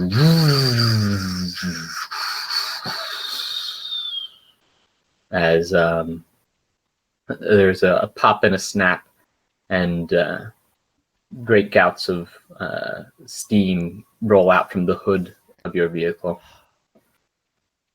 Curses. I looked to Sunny. How far away are we from the ruins? Well, it wasn't me. No, I mean, you know the most of technology of all of us, I believe. Well, yes, but I'm not familiar with fixing cars. I can try, though. We'll say you're at the second lake now. You guys have been about 3 hours into it. 3-4 hours into it. Oh, so we still have 3 hours left. Yeah, 2 or 3 hours left. Okay. Yeah, I popped the hood open and popped the door. Mm-hmm.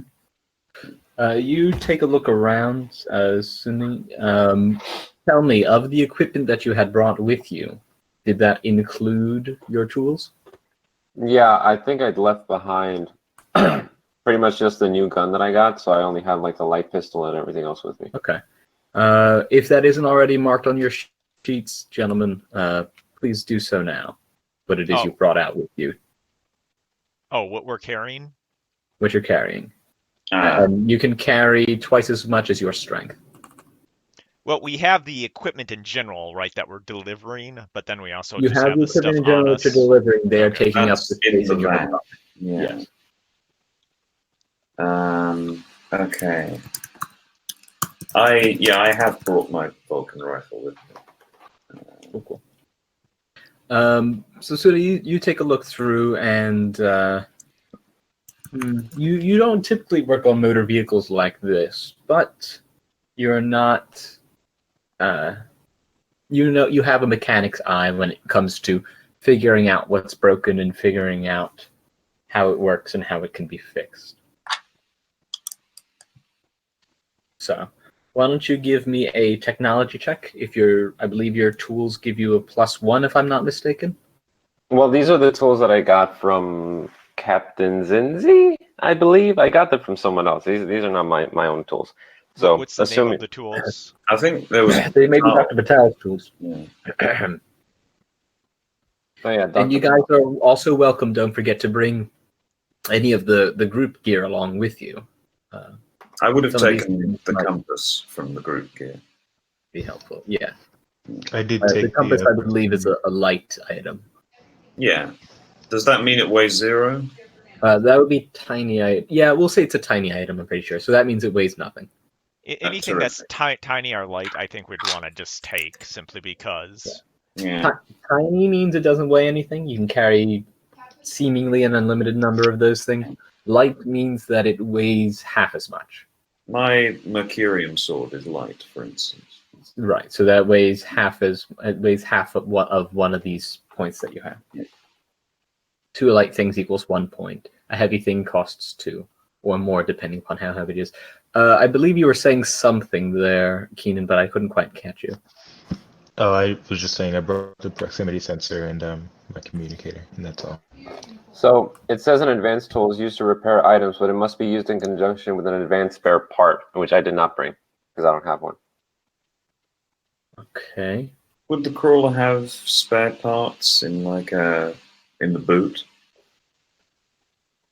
Let's give ourselves a tech roll. We'll do so at a minus. No, we'll do it straight. Don't worry about the spare part. If you wanted to get it back to working condition, then that spare part might have came in handy. And spare parts are very handy for your spaceship. So if you have the chance to pick some of those up, do so. When you're being vented out into space or beforehand.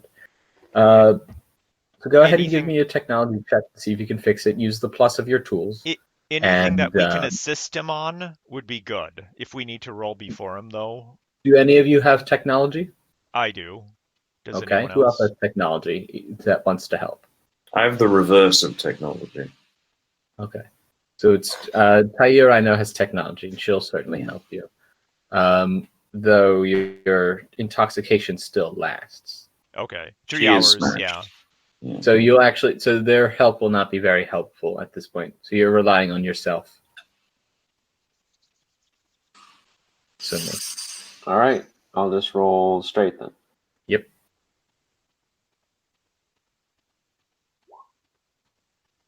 Yeah. You're looking around for a quick fix. But it seems as though your I believe cars have a radiator. Radiator is sprung a gasket. Would you like to pray to the icons to see what you can do about that? Yeah, Anything sure. further? I will Okay. pray to the icons. So I'll just roll again. Yeah. The real trick. There you go. The real trouble is time. Because you know that what you're trying to do is a time-sensitive thing.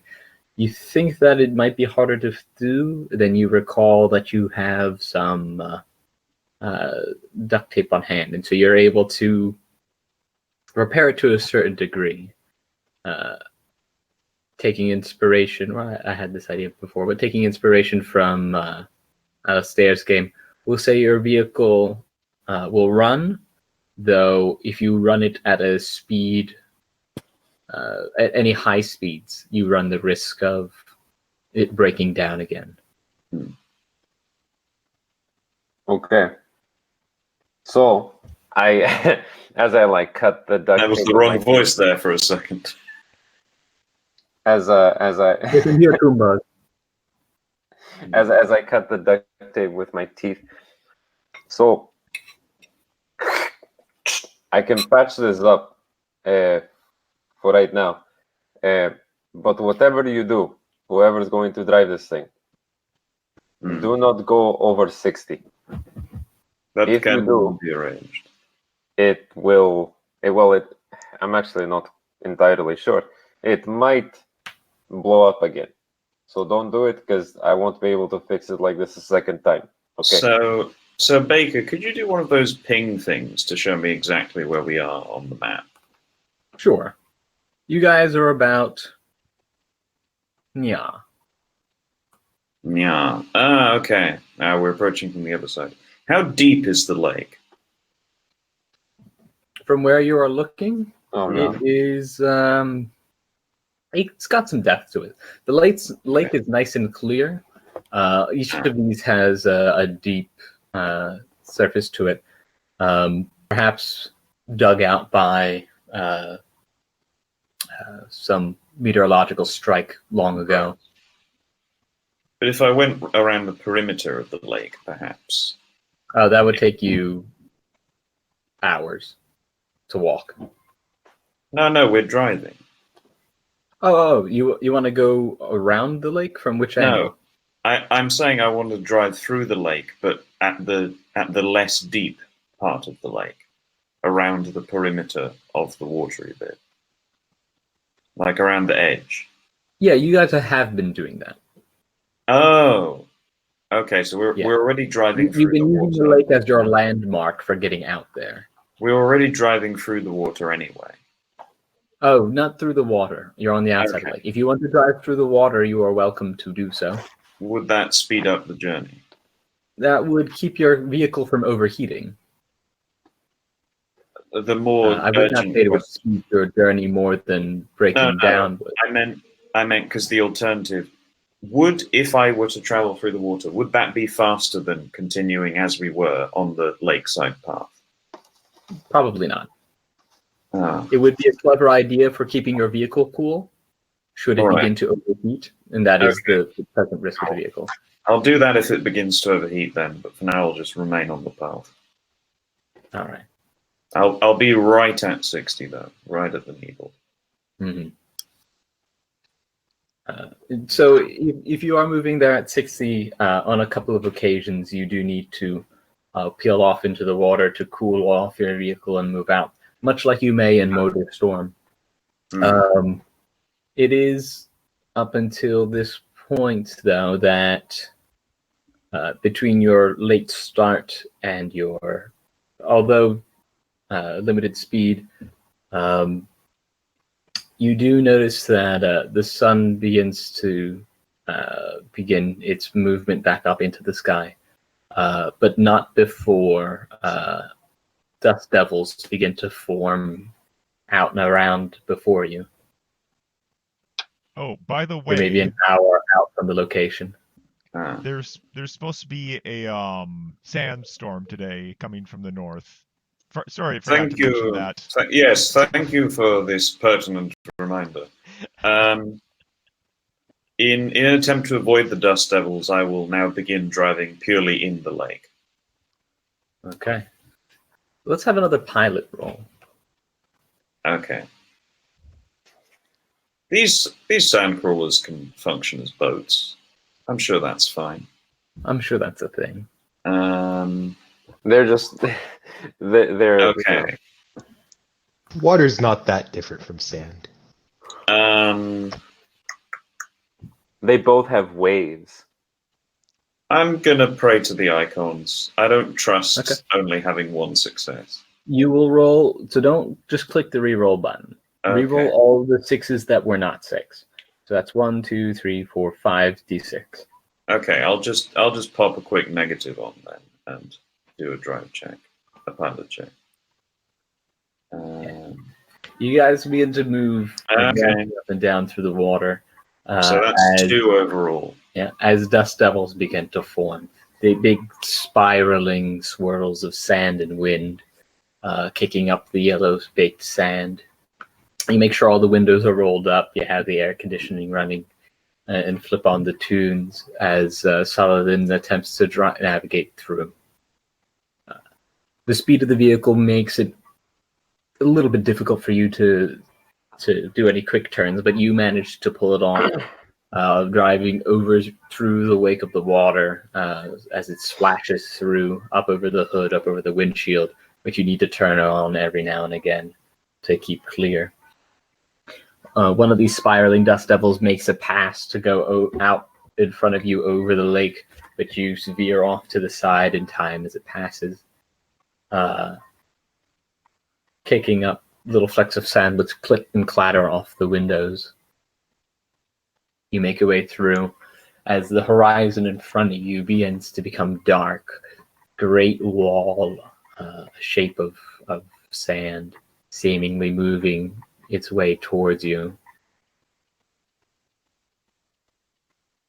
It seems as though, for whatever reason, this sandstorm, and frankly, the rest of you have no idea why Captain Zinzi has even said that we need to get there now and that there has been trouble, because none of you have been informed of anything otherwise, except by his word. I, at this point, very much want to keep an eye out for any other sort of tributary paths on this side of the lake that I could get us to and just drive up and out. And that's a clever idea. You're presently driving and you're dodging dust devils, so let's have somebody else who hasn't rolled something go for it. Dr. Patel, what's your observation, or what are you doing to help this endeavor?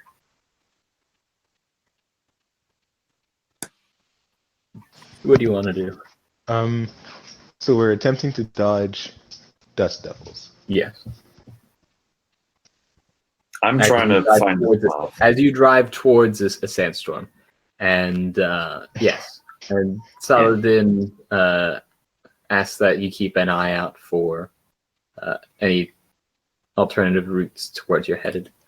I would like to remind our good captain that the command skill is very helpful in doing things. It is essentially the help action, where you roll command, you tell someone to do a thing, and if they go to do that thing which you had commanded them to do, they get the bonus of any 6s you rolled for command. That's sick. Saladin, Like drive and right? get us there without killing us. Well, it's a little late for that. Damn it! Oh yes, I directly will kill you. If you have other things you want to be helpful in, then Captain, towards this endeavor, do say so. Apart from just shouting, "Hey, get us there alive!" You're a little late for that. Very unhelpful command.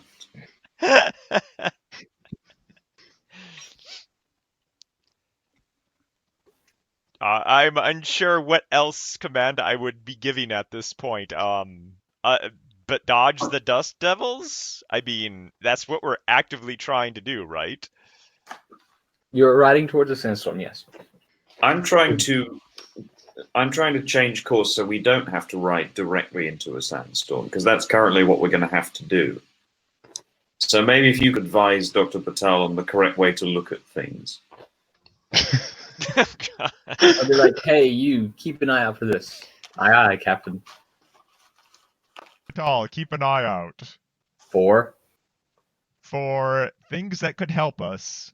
Paths, dust devils, people, things. We're looking for people and things. We're looking for the encampment as well. It might be With sand.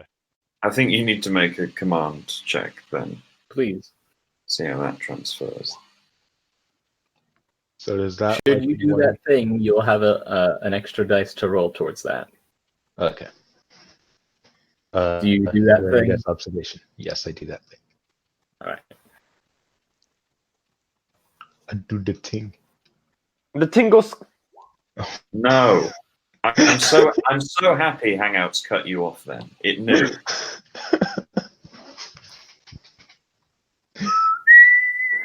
The captain whistles go. As you keep an eye out, you find a path, a sandbank in the lake, with which you could try to cross, should you desire.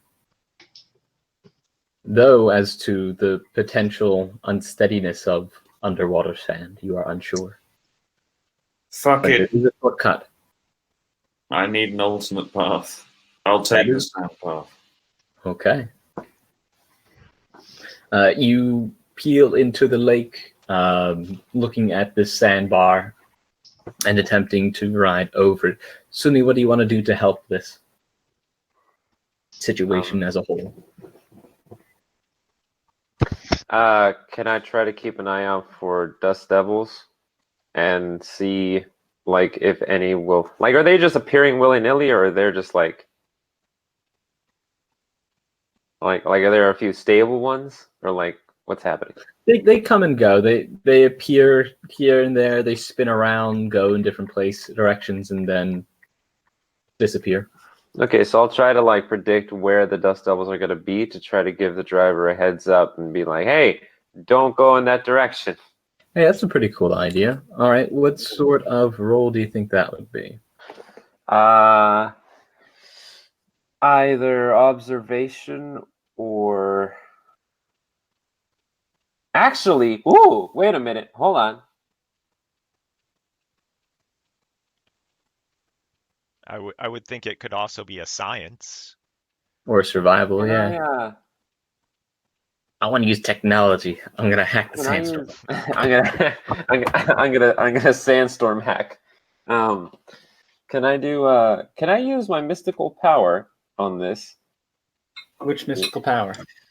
So Sway basically, the sandstorm. Which one? I can. Oh wait, it says an NPC. Never mind. And besides, it would give us a darkness point as well. I will Well- lure the. That's fine. I will lure the dust devils over there. No, the other one No. that allows me to just do a thing, pretty much. Oh, stop. Yeah, stop. Stop is like Jedi mind trick. You're not going to. Yeah. trick these dust devils. Yeah, it's an NPC. It's I not. think it needs a mind for that to work as well. Unless there. No, I'm kidding. I mean, we could be running into Sandman and we just don't know it yet. Sandman. Yeah, no, I'll do. It would either be observation or survival, but I would like it to be observation. I'll let you do observation. Go for it. Okay. All right. So, attempting to cross this here sandbank, you keep an eye out for dust devils and find an opening. Time for Saladin to go, just as one reaches where you're going to be. You drive towards it, knowing that it will pass and or dissipate before you arrive. Saladin, let's have one more of those pilot rolls as you attempt to cross this sandbank. The dark clouds of the sandstorms coming in from the northeast are massive. They take up the space. Okay. At this point, you're getting all the flecks of sand and the like, hoping to get over towards the Does end the time. craft have windscreen wipers? It does. Okay. I'm assuming they have little effect. Against the sand, no. Against the water that begins splashing up as the vehicle Okay. lurches forward and back through over the sandbank. So you need a pilot check. Let's give it another pilot check, unless you can think of something else to roll. Unless No, I can think. I'm happy with that. I think there can be another roll. Yeah, you have survival, right?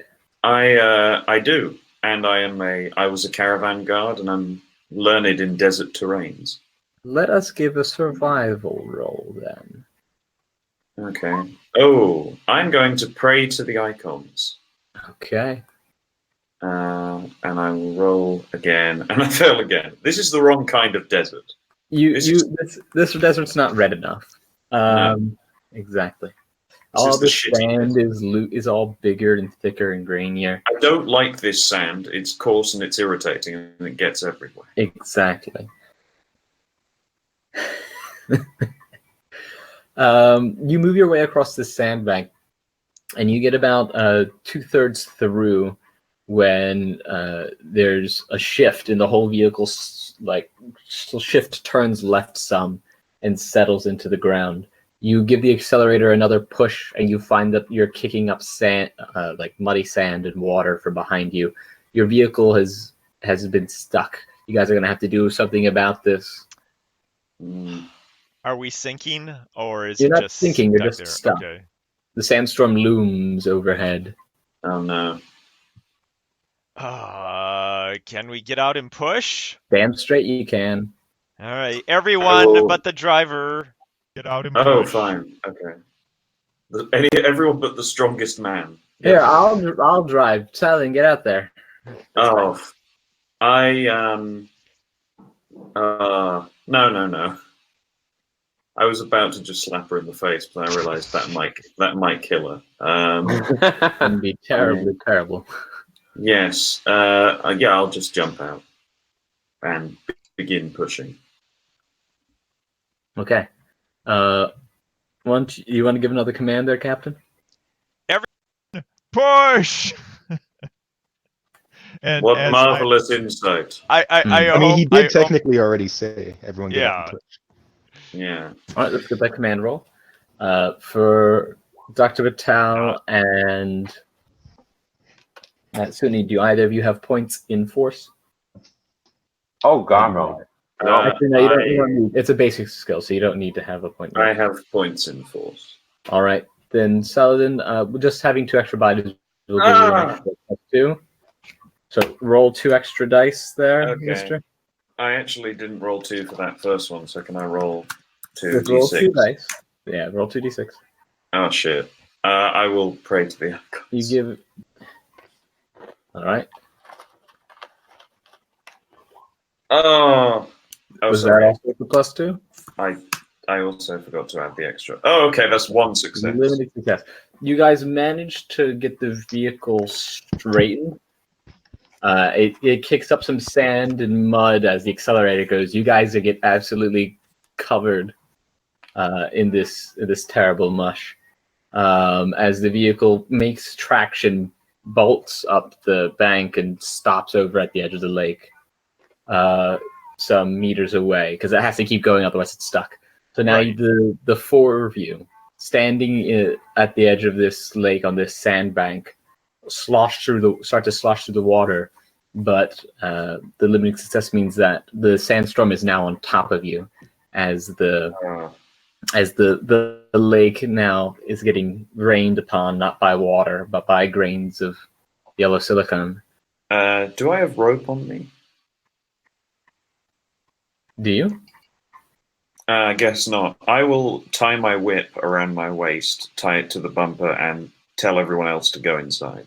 At this point, the car is away from you. It had to Oh. drive off towards the edge of the lake, otherwise it might get stuck again. Oh, in that case, yeah, let's just run over and get inside. Okay.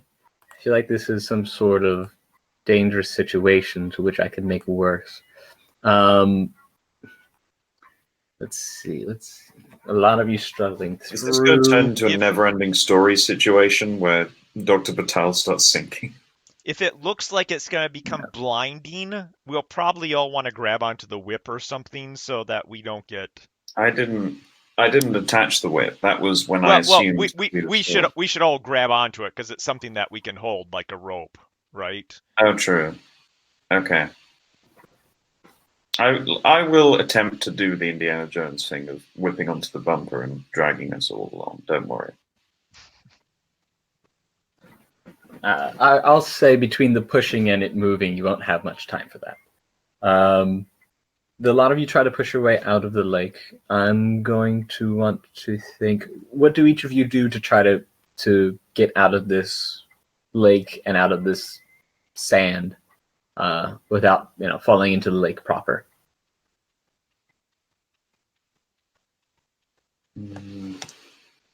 Keenan.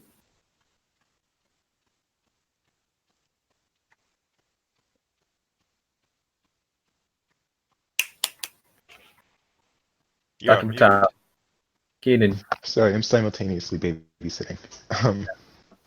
I missed like the last sentence.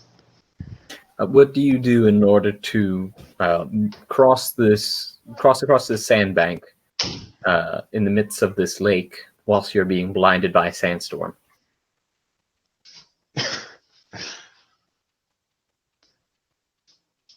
We've gotten out of the Are we in the water?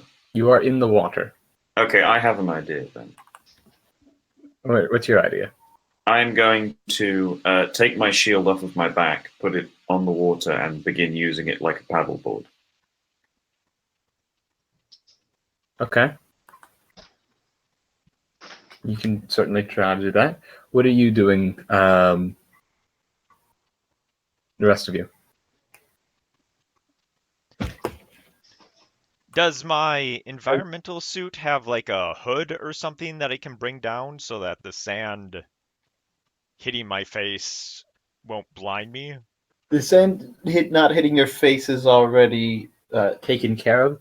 It's a matter of seeing so you don't wander off into the lake proper and lose So, your y- footing. So what I'm gonna say is kind of what I said before. We need to hold on to each other to get across to the other side so we don't end up falling or losing each other. Okay, so you why want to not grab just off stop of and wait for the storm to pass then? No. I Hold don't, on to my shield. Yeah, let's hold on to Saladin's shield then. So what are you going to do, Dr. Patel? I'm assuming is the vehicle like we're still moving, right? The vehicle is not with you. You It are had to standing, the four of you, on a sandbar in the lake. The vehicle, to avoid getting stuck once again, after you had given it a push and after you had all been half fallen over, covered in mud and water, had to drive off up towards the edge of the lake so it didn't get stuck again. Okay. You are now the four of you standing on this sandbar in the water, as it stands above the water. I'm going to try paddleboarding more than the rest of you. Got that. Drake's going to try to hold on to you. What is your bright idea then, Sunni? Help aid in this endeavor. We're stuck in the thing, and what do I have? Real quick, what would happen to like all my technology on me if we're going underwater and stuff? We'll say it should be fine. Okay. Unless I do something sinister, but I don't think I have enough darkness points to do something sinister like that right now. Okay. So we're swimming. We're swimming. We're grabbing onto the shield, and we're already swimming. Like, right. I need another idea apart from just I hold on to Saladin, because Saladin is already a big man who wants to ride atop a steel shield to keep afloat. I mean, I don't see anything. I see no issues with that plan. Tiger still is safe though. She's in the car. Yeah. The one person who's not here can watch us all die. can I not hang on to the shield and instead just swim alongside? Yeah, you could do that. So your idea is to go at it your own and swim. Yes. And what's your idea there, Dr. Patel?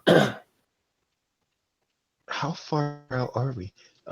You're far enough to need one idea. And okay, may I also swim on my own then? Sure, you can do that also. Okay. All right. A lot of you try to swim. The trouble is, and float your way across. Let's have a strength check by our swimmers. or an agility check by our swimmers, rather. Oh, agility. Okay.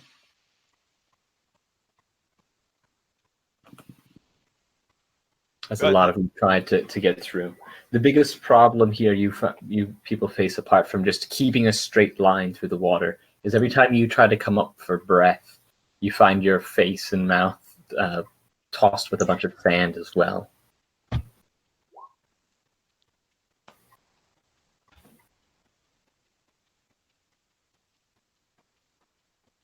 Yes, piggybacking off of one another, guys don't make too much headway coming through, and it isn't for a little while.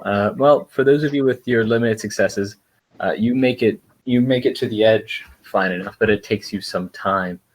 For those of you without, though, So I was no. hanging on to Alistair's shield. Wouldn't I Yeah. still? Okay.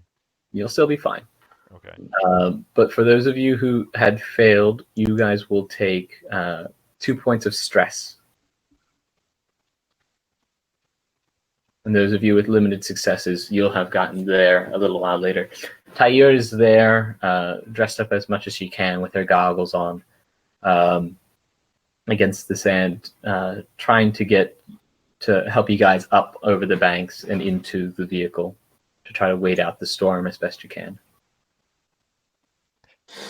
Exactly. Where do we put stress? It's the hit points under mental. Oh, the hit points. Mind points. Oh, Isn't it mental? mind Okay. points? Or am I? Mind points, yes. Okay. Can I attempt to row? You do in fact row. With Okay. what? Who knows? Force. Where did you get these oars from? I said force. Oh. Not horse. No, yeah. With your limited success, you had already achieved as much. Okay. Being strong is only so helpful when you're in the water. It's also Yeah. balance and stuff, I'm well aware. and not being blown away. So you you can roll the force still if you'd like, but Sure, why not? yeah, why not? But in either Okay. case, it's as difficult as it's going to get. You guys make it over in short time, bring yourself up, soaking wet, covered in sand, and unless you guys want to do something else outside, throw yourself into the cabin of No. the sand crawler, the land crawler. We are all getting in immediately. Get in, yeah. There is no debate. You all throw yourselves in immediately. You have sand in places you didn't know you could get sand. You are soggy down to the bone. You are all absolutely just miserable feeling right now. Even in the environmental suit. You and your environmental suit, somehow you had managed to get Sand in it. some sand in it as well. Yes. Damn it! You're temperature regulated, but it's like all the way down there. And this is a one-piece suit, so you'd have to like take it all off in order to get it out. As okay, so I jump back in the pilot's the driver's chair and take us up and out. Okay, you want to attempt to navigate the sandstorm? I want to get us out of the sandstorm as quickly as possible. Yeah. Okay. Well, to get out of the sandstorm would to be going back the way you came, essentially. Okay. Well, no. You said there was a path on this side. That's why we went across in the first place. I thought you want to cross it as a shortcut. Yes. Okay. Okay. A shortcut does not change the direction of the sandstorm. In This- that case, let us keep going on that shortcut. Okay. Yes. That's what I meant by a path, an alternate path. Yes.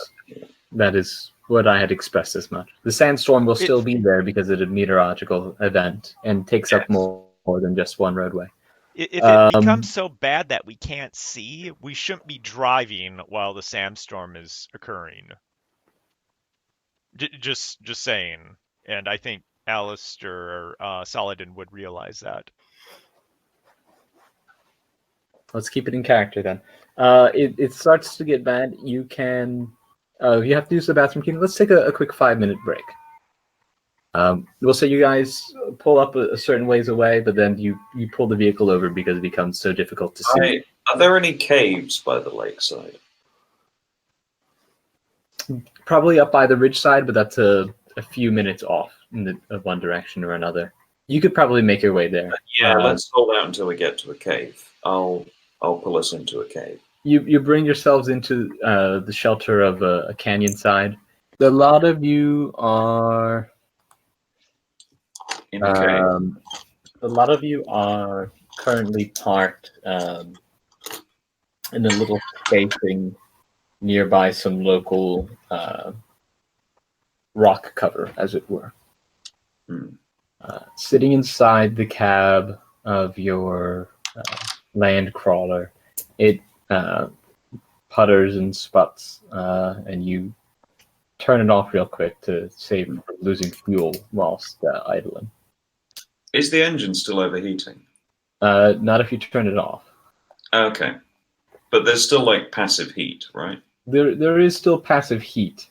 The thick cover of sand in the sky actually provides some element of shade and slight coolness, although not too much. The sky is darker than it has been since you've been on this planet.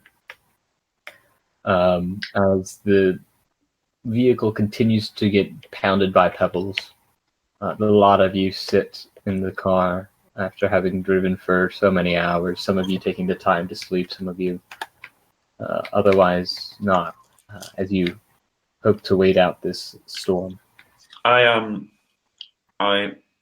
Saladin gets out of the car, takes off his robes, and hangs them up like on the bonnet so they can dry out, because I assume they were soaked. Okay. You get out and remove your clothes and stick them out. They are caked in sand. You stick them out. There's some cover in here, though it is still a strong breeze that blows through. So they definitely pick it up. Well, I just need my robe to be dry. Right. In the meantime, Saladin wears absolutely no underwear and has no shame in being nude, so he will return to the side of the cabin entirely naked and just sit. The sandy, naked, damp man returns to the car and takes a seat. Just sits down. Yeah. And we all just sit in silence with the Yeah. naked wet man. Sonny like thinks about saying something. He's like opens his mouth and he's like, and then he stops and doesn't say anything.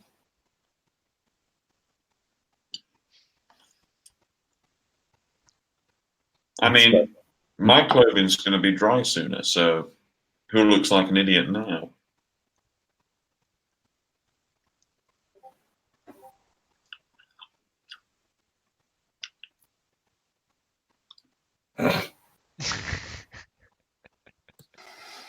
What do you take offense to? You're a doctor. You know of the human body. Especially when it's wet and sandy. Yeah.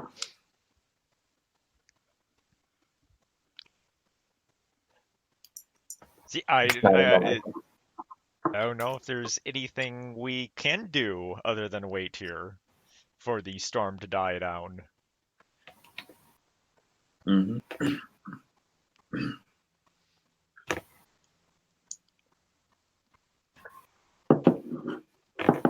Okay. And so you sit and watch as the sand slowly collects near the mouth of the place and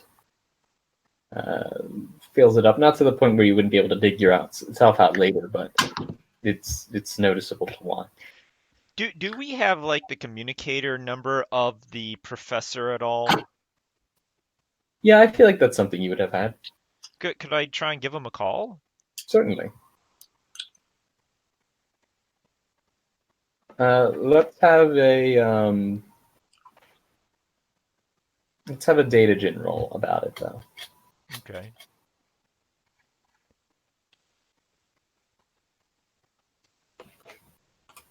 Or actually, oh wait, on the ship's character sheet, that is the wrong character sheet. Data gem.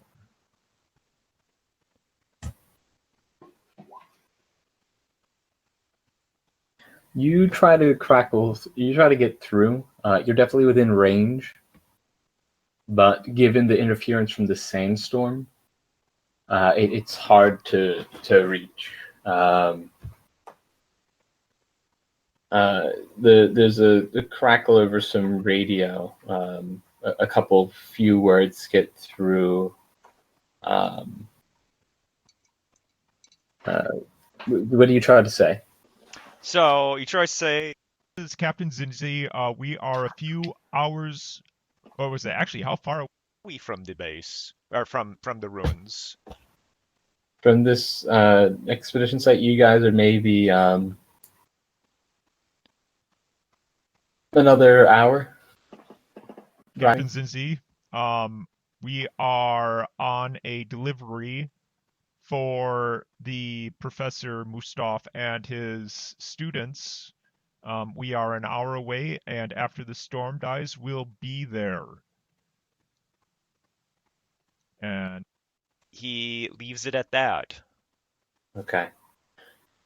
There's a moment that passes, and then a response comes over it, although garbled and hard to make out. A few words in a gruff and low voice bark back. Again, colonial agency, or else. Before the static and the interference from the sandstorm ruins it. Did it? That sounded like an aggressive order.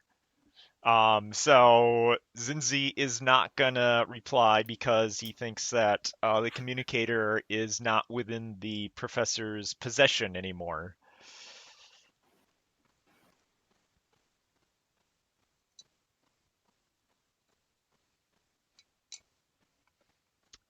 I think they might Did, be uh, captured. did we all hear that? Are communicators just like open noise channels? They're Yeah, not, but you're all sitting in the same cabin, so you can hear it. The Okay. voice crackled through the sounds of sand and the interference it caused. Again, colonial agency, or else.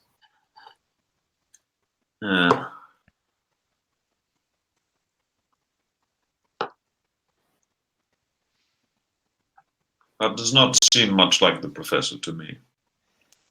Doesn't. So I'm not going to be communicating anymore, and we are just going to be going in, assuming that they've been captured. Wait, what precisely did you say? I told them that as Captain Zinzi, we had equipment to be delivered, and that we were an hour away. Then they will have prepared their ambushes for an hour from now. It And could with that, Saladin just reignites the car and reverses out of the backup sand at the mouth of the cave. Okay. You guys pile over it and enter into a blinding landscape of sand. Did he just leave his clothes behind? They're I think attached he to just- the bonnet of the car. Oh, okay, okay. So you specifically said, we will see you after the storm finishes. So the greatest way we can surprise them now is by getting there before the storm has ended. Yeah, I think you're correct. Well, Tyre asks a quick question to Captain Zinzi. He's like, how do we know that they were in trouble to begin with again? Was a communication that made it sound like they were in trouble, but the specifics on it were not very clear. And Which communication? Because I was there with you and we spoke to Dr. Wana, and she didn't say anything about that. Oh, it was a message that she sent via text. Yeah, you're gonna need to make a manipulation roll there. What's her manipulation? it's always good to lie to your crew. Hold on, I said, dang it. Oh, me. Hold on. I'm sorry. I can re-roll. Why? Because it was a failure? No, No. it was limited Right. success. Yeah, go. That's fine. It's a limited. I'll let you re-roll, but do it at a -2 because she has a manipulation her own. Oh, okay.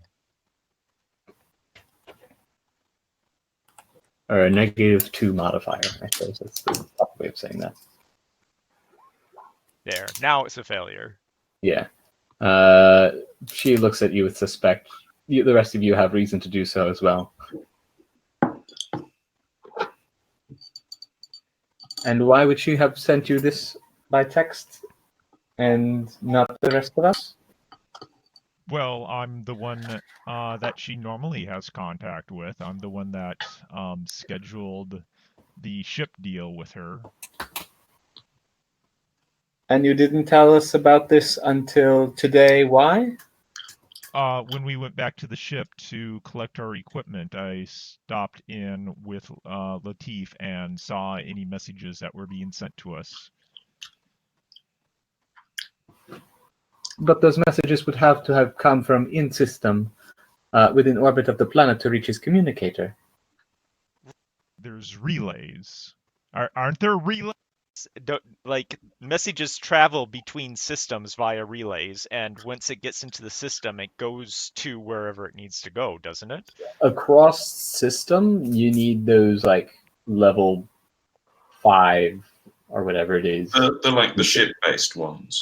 The ones where you have to like shoot messages on beams of light sort of business. Right, and this planet would have one, wouldn't it? Not where you guys have been. They wouldn't have one at the space station. They wouldn't. Well, I mean, even if it was somewhere on the planet, they could use lower level communications to relay the message. I would assume. I assume that people wouldn't be cut off from the rest of the systems, would they? Arguably, there could be a network that would have sent this to you. Yes. That's kind of what. I guess I don't know what the technical terms for that would be, but that's what Zinzi is trying to argue for. Yeah, but she's not buying it. Okay. You still don't trust us, then? I don't know why you would think that I don't trust you. Of course I trust you.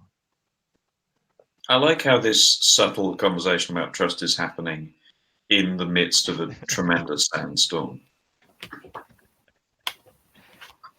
Speaking of, if you want any hope of navigating this sandstorm to get there, I'm going to need a survival check. Oh, survival. All right. At like a -1, we'll say. -1. -1 modifier. All right. Oh, may I invoke the icons? Yes. You may see what they have to offer. If the traveler bids you well. The traveler does not bid me well. No. The traveler says, "Why are you leaving the safety of your cave?" You guys drive out through the sandstorm, and it isn't long before you realize you are hopelessly lost. Great. We just stop. Do we have like a scanner that could help us, or do we have any form of sonar? Yeah. I know some of you have proximity detectors. That Not sounds me. familiar. Those of you who might be still on the can. Keenan, you have such a thing you brought with you, I believe, right? I have a compass. Does What that does help? It may very well help. Yes, no, it would have helped. I have a yes. proximity sensor. Yes. Yeah, in that case, before we would have driven off, I would have referred to the map and seen where the ruins would have been in relation to us. Do Sorry. remind me what this compass does specifically. I should think it says in Has an altimeter and a barometer as well, but it also functions, as a compass. Yes, providing a +1 to survival when orienting in difficult terrain. If the local magnetic fields allow it, compass with an altimeter will allow it when traveling through hills and mountains. This would apply. So let's add a roll 2d6. We'll say 1 for each of these survival checks you had given. Okay. Damn it. Damn it. I'm sorry, there's a speech bubble that's gotten in the way. Oh, Christ! Thankfully, ones don't mean terrible things. Welcome back, Keenan. You were referring to your proximity sensor? Yeah. I'm not entirely sure how it helps though. Other It than gives you a layout of surrounding terrain. what's the active check roll +2? Active gives you more detail. Passive just tells you what's around, if I'm not mistaken. Okay. Any ideas would be great, because I'm going to drive somewhere else otherwise. I will use that. Tuck roll and active. Okay. You guess would that- know. I don't know if you heard from us talking, but we know that the professor and his students probably have been taken hostage from the Well, sound this is of it. this is what Captain Zinzi continues to claim. Yes. It's purely on his word and this Right. text that he had received from Dr. Wana that he has not shared with you. Right. Interesting. He's just saying this because you're using an Okay. active scan. Exactly. Well, so what I was saying earlier is, with the compass, I would still be able to keep going in the same direction, right? So the compass is a compass. Yes. It orients you north, south, east, and west. You can try to move yourself in orientation to where you think it is, but it's not a video game compass to where it knows where you are and it knows where the point you're looking for is. No, I wasn't suggesting it's that kind of compass. I'm saying that if we start from the mouth of the cave, and I know that I have to go northeast to Right. reach the ruins. This is what you were basing your efforts on when we added the +2 for the compass. Yeah. Unfortunately, having gone in that direction for a while, you found that you are off course in your calculations as to where your location was and where this place is. Okay. All right. Any ideas? I'm going to use the sensing, which is tech.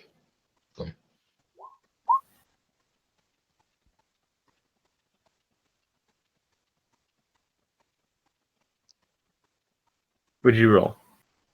2 successes. Oh, full Technology. success. for the- Where's proximity sensor? I just want to double check to see what it says it do, just so I'm not taken away from one thing. There's a freaking ballistic cartographer where you shoot a gun into the air and it maps out the area, which I think is pretty cool.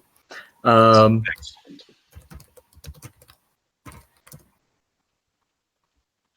Proximity sensor. The proximity sensor scans several spectra of surroundings and displays detailed live information about the terrain, vehicles, and even individual persons in the area. The information is not exact enough to identify someone or make out more about a vehicle than type and model. The sensor has 2 modes. Active mode, which you're using it. This mode covers extreme range in open terrain, forests, hidden objects, and threats required a skilled operator to do so. Sensor operator to detect technology, to find hidden things in the surroundings. The sensor mode is active. It is easy with a +2 to discover using other sensor tech. So our good Dr. Batal cracks open his sensor, applies it to the task, and with a wide sweep, you get a ping of what is in the area. The terrain looks very spotty. It's hard to see what's between you and the objects, but you do get a ping. There is no doubt a group of 20 or more heat signatures moving to the northeast, seemingly through this sandstorm. Off towards the around the other end of the lake. Do you convey this to me? Yes, 100%. And I say, Okay. we are expecting them, right? How many students did the professor have? We're nowhere near where they're supposed to be. At this point, finding other figures, I believe, will lead us to them.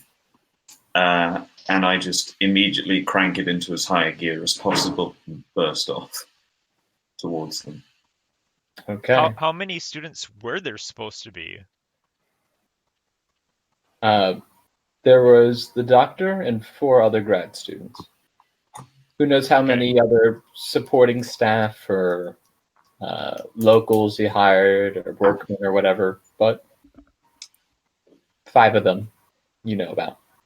I mean, if we need to find the grad students, we can just shout, student loans are being revoked, and they'll come out. Anyway, thought I'd add a bit of humor to this fucking ludicrous situation, but no, I'll just do the driving thing. I'll just do the Saladin again. That's all you want from me. Naked Saladin thing. Sandy Naked Saladin. Do the naked Saladin, yeah. The naked warrior of Get to God. work on a dance immediately. If you bring that up in Cyberpunk, I'm kicking you out. Sure. So, I just pedal to the metal northeast towards the figures. You try to head that way. The pings that are given by this this proximity sensor help give you a general idea. Though navigating is still difficult, and if you're putting the pedal to the metal here, I'm also going to need a another piloting check to see if your vehicle holds up. Question. Okay. Question. Yeah. Is Tyre still intoxicated? You both are still intoxicated. Damn. And it's been about 6 hours? Just lolling about on the It's been floor. about 5 hours. 5 hours? Okay. Could they make you're some form beginning of- to reach that point where intoxication gives way to hangover.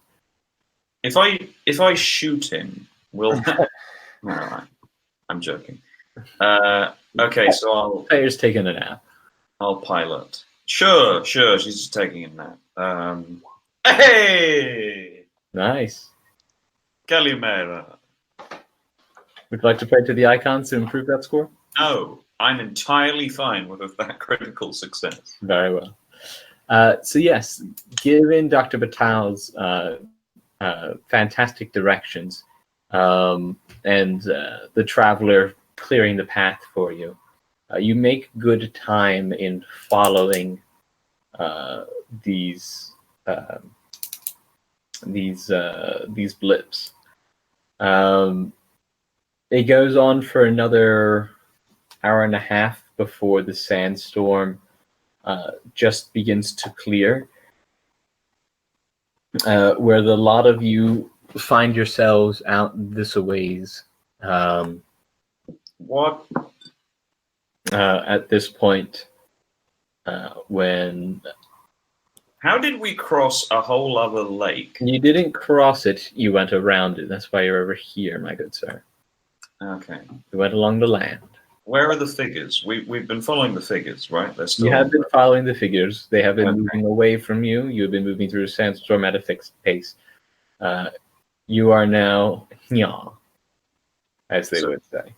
So I just keep following them. Yes. Now that we're out of the sandstorm, I'll drop it back down to 60 so we don't risk overheating. Yeah. You occasionally have to do that splashing over bit because now with the sand cover gone, you are met with the sun again, and the engine does heat up substantially. Okay. So you guys are getting close. Maybe another 1 or 2 kilometers away they are. How fast okay. do they seem to be going? They're not certainly not going as fast as you guys are. Given the shapes, you think they're probably riding rather than driving. So in that case, they can't be going at much more than like 14, 15 miles You an hour. do also note that there is one vehicle with them. Okay. Yeah, I will get us to the highest point around. Do we have binoculars? Some of you have sensor scopes, I believe. Yeah, I have a I know rifle. Tyre has her goggles, which Possess binoculars. Okay. So yeah, I will get us to within about a kilometer or so of the figures if they've now stopped. Mhm. And then I will seek to take us up to a high point so we can scout them. Okay. You guys pull over and step out into the blistering hot sun. We'll I say retrieve my robes and Yeah. put them on. you put on your robes. They are crunchy as all hell. The water has dried, but it has left even still a very thick layer of dust and sand caked to the outside of it. They are crunchy. Those are some crunchy robes you got there. This will impede my stealth, I say, and I take all of the straps and harnesses off and just attach them to my naked body instead. Okay. You lunatic. Wonderful. No, it's absolutely fantastic. The lot of you are stepping out into the sun again, with the exception of Drake. Go for your survival test now to endure this heat. I have the suit on, don't I? That's why I said except for Drake. Oh, I thought you said Drake do a survival test. No, I heard everyone only is part of that. That's fine. Though I will spend a darkness point to say that your cell on your suit runs out and will need to be replaced. Damn. I, meanwhile, am just looking like the 2019 remake of Zardos. Practically. Survival check, gentlemen. From all of us? From all y'all. Survival. Okay. If you wish to save, to turn on your shoot again, you're going to have to use one of the cells that you brought, which I'm sure you have marked down. in your I person. have one tiny cell equipped with me, so I'll replace it with Oh that. no. Okay, mark it down. Yes, as it turns out, removing all of usually- your clothes and standing in the hot sun it's not I'm not fortuitous. feeling too good. No. You've actually gotten a little bit used to the heat here, Sunni. It's still unbearable. You will use shade as much as you can, but you will endure. Dr.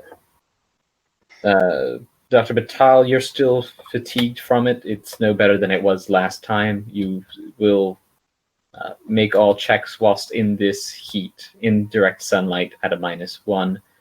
With your hard failure there and scant nakedness, you will burn, good sir, if you should stay out too long in the heat. And I will impose a -2 on any checks you do not make in shade.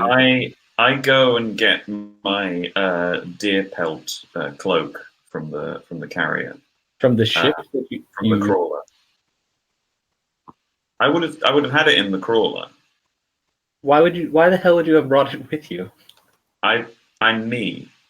Okay. You have a sand-crusted, rotted deer carcass, or deer skin, that you cake on top of your body. Fine. In that case, fine. I don't do anything then. I mean, you can do it, but the thing is still going to be imposed. You can be covered in this deer skin. It's fine. Okay. I just have no clothes now. That's fine. I've come to accept this life. So Saladin, I don't mean to sound harsh. You can wear clothes. I'm just going to say it is as if you had gone to the beach. And that's why I can't, because they will impose a penalty to myself. I will not impose any penalties to your stealth. Thank you. You are Okay. doing it in direct sunlight. In that case, I will re-robe. You're welcome to re-robe. Sorry. I'm just going based on what your failure was for your survival check. Okay. is why if you are in direct sunlight, you will have this thing. You will not have any penalties imposed for stealth. That's This is entirely It's all flavor text, unless I say something specific. okay. Okay. And Tayyar trying to keep her own self. She too, the high spirits from the night before and the high sun do not mix well with her, and so she will try to stay in the shade as much as she can, or suffer a similar imposed risk. Now, folks, you find yourself at the top here. Those of you who have sensor scopes or binoculars or whatever are welcome to make an observation roll. I detach the sensor scope from my pistol and I will make a roll. I can't remember if I have a scope or not. Does that give me a bonus using the scope, or is that just to do it? It gives you a +1 if I'm not mistaken. So Okay. you're welcome to use a +1 to your observation roll. Okay. Binoculars, if I'm not mistaken, Hooray! will do similarly. Complete success. Yes, you spot this convoy in full, Saladin. You make out, roughly 20 riders on the backs of Zibramels. Primitive rifles in their holsters or slung to their backs, moving at a steady pace. Each of them dressed in various colored garments, but fully wrapped up. Moving along with them in pace is a sand crawler, similar to the make and model of the one that you have had. You do not pick out any individuals, though you do note a number are in the sand crawler. Captain, 20 riders and a sand crawler. Or land crawler, whatever. Do you Don't worry about see, it. It's Gazoon time. do you see the students or the professor? They are likely inside the crawler, being guarded. Although, fear that attempting to take them all on at once, especially before I thought that we might have an advantage if they were all on horseback, but now that they have a crawler, our advantage is gone. What need is there to take them on? They have the students, Yeah. the professor. I It thought did- you valued life. It didn't sound like these people were inherently problematic as far violent, kidnapping them. I say maybe we should try and talk with them first. Yes, please. By all means. However, if you want to, I don't know how to go about doing this. Maybe you have some ideas. Maybe you shouldn't be with us. Maybe you should be somewhere else in case something goes down. I take my rifle off my back, and would I be able to provide sniper support from this, or is this too far away a hill? A kilometer away is extremely. Yeah. Okay. So, I head back to the car and I say, Tayyar, it is your turn to drive. You head down. You drop me off a little ways away. I will provide sniper support. How will you take out 20 people with a single sniper? I look to you holding the sniper rifle and click it from single fire to automatic fire in response.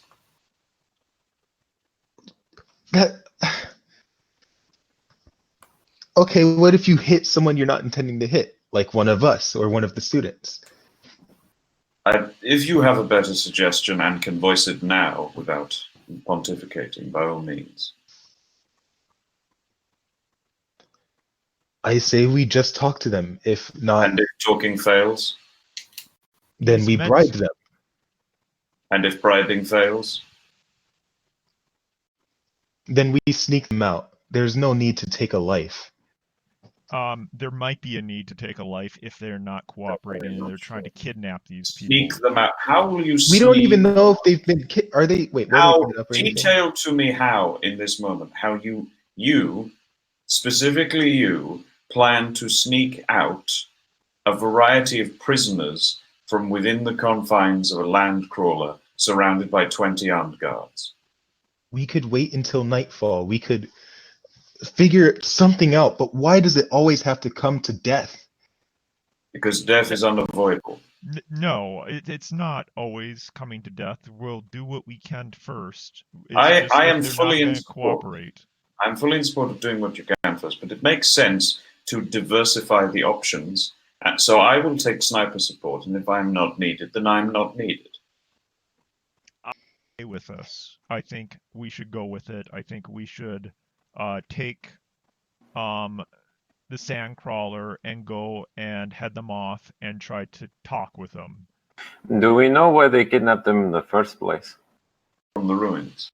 That's the problem. We don't know. Okay. It could be that that land is maybe viewed as theirs. Maybe they viewed the professor and the students trespassing. If Actually, that's the you case- are. Actually, maybe I. The reason why I want to know is because then you can leverage that to see if when we do talk to them, or if we do talk to them, we know where they're coming from. It's best not to ask at the beginning of the negotiation. I have some experience dealing with nomadic peoples. Perhaps I should come with you and talk to them. Whatever you feel most comfortable with, because out of all of us, I think you are the one that will know how to deal with it if this goes poorly. Sunni, I toss you my rifle. You are now on sniper support.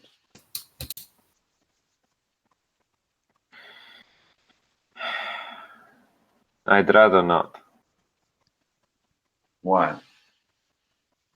Because I feel that my talents would be best suited up close. I mean no disrespect, but these are superstitious people. He is our only human. Oh, He might be able oh. to better Okay, communicate with them than us. that's me, Alistair, being an idiot, not Saladin. Then, yeah, in that case, Saladin wouldn't suggest that. He just climbs back into the Landcrawler and starts. So, what do we know? We know that this is a group of humanites who have retaliated in the form of kidnapping people who are not their own for Did we being clearly on their land. Is that what it is? It does appear to be an issue of heritage and land ownership. Yes. It's that way, but when it comes down to it, we don't know for sure. We got to ask them and see what we can do to remedy the situation. I'm sorry. Oh. Jesus. Yeah, I heard that. Is someone dying? I heard screaming in the background. As usual. Oh, is that Aaliyah? That's Aaliyah. Okay. I might have missed it. Could we clearly tell that they are there against their will? That is almost certain that it's against their will if they're leaving their Yes. ruined site. Let us Hold on, adds Tair. What are our clues to that? hang on. We are wasting time. Let us see if we can discover that via the negotiation.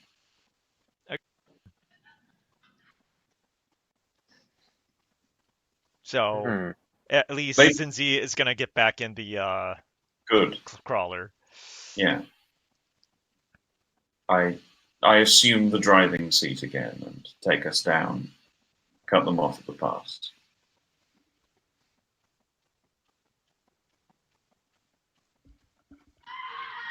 Oh my god. Christ. Why is Aaliyah dying? I assume Aaliyah is your sister or something.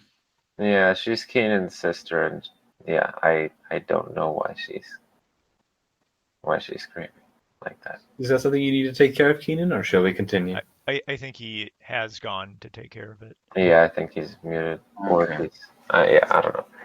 Either way, so the plan is to go and cut them off from the trail, and then That is what I plan to do.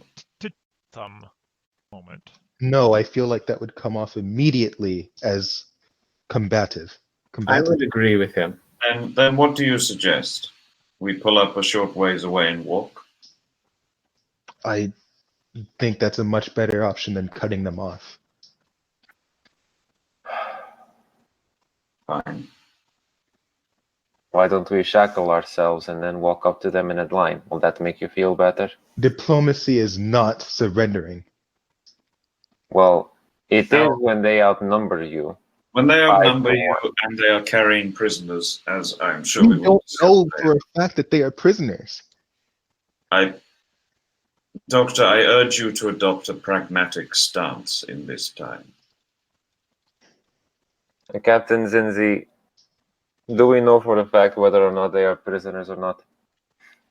Well, considering that they came here to excavate the ruin site and they're not there and they're with a bunch of humanites taking them away, I think we can almost certainly deduce that this is against their will. Have I at this point flanked around the side of the nomad caravan? You guys can, be doing that. You guys pull up. They notice you, noticing them, noticing you. Zinzi takes out his communicator Mm-hmm. and he's going to open up communications to the professor's walkie-talkie. He'd say, We're here and we would like to talk to you. Will you agree? Who is this? This is Captain Zinzi, here to deliver equipment for the professor and his students. Is this you in the land crawler? Yes, it is. You stop your vehicle then. Will you agree to a peaceful talk? Certainly. Very well. stop, so they'll talk with us. Wait, Tahir has skills in ranged combat, doesn't she? I do. Thank you for remembering. I apologize. I've not gotten to see them that much. I hand her my rifle and say, "Get behind the sand dune or something." Provide sniper support. I can walk out halfway and see if they'll send someone else out halfway. Yeah. I would advise that. You guys pull over. The main bulk of the party moves just at a slower rate. A detachment of 5 riders, excuse me, breaks off though and goes to meet you halfway. There's a Brambles loping around. Their striped colors and long gangly legs and neck. They stop halfway and whilst on their horseback. Some of them have their 3 of them have their weapons prepared. The rest keep them in their holsters. Primitive rifles by the looks of it. Well, Zinzi will get out and he will walk over to them or start walking that way. Yeah. You get out and you start walking. I'll join him. Yep. The two. I will as well. All right. Did Tahir actually take up a sniping position, by the way? As you asked her to, she took it, asked if you have any more ammo for it. Yeah, I hand her my ammo. Okay. You give her the extra clip. Yeah. She sets up behind the crawler. Dr. Patel, where are you in this? Preferably flanking Zinzi. Okay. So she waits by the crawler while the rest of you step out and walk forward. I'm holding my shield. Okay. A lot of you move up into speaking distance. Taking a look at these 5 riders, they are arrayed against, are lined out against you, as it were, in the opposing line, speaking at distance. Not so close to where you could. There's shouting distance, we'll say that. It's more like it. The one in the lead pulls down the cover from his face to reveal thick, almost plate-like skin. And as he blinks, you notice a second pair of eyelids, transparent, as it were, for him to be protected from the sand. A lot of them seem greatly unhindered by the heat. And ask again. So who are you with your supplies? What did he just say? Who are you with your supplies? Yeah. We were sent to deliver these for the professor and for his students. That's who we are.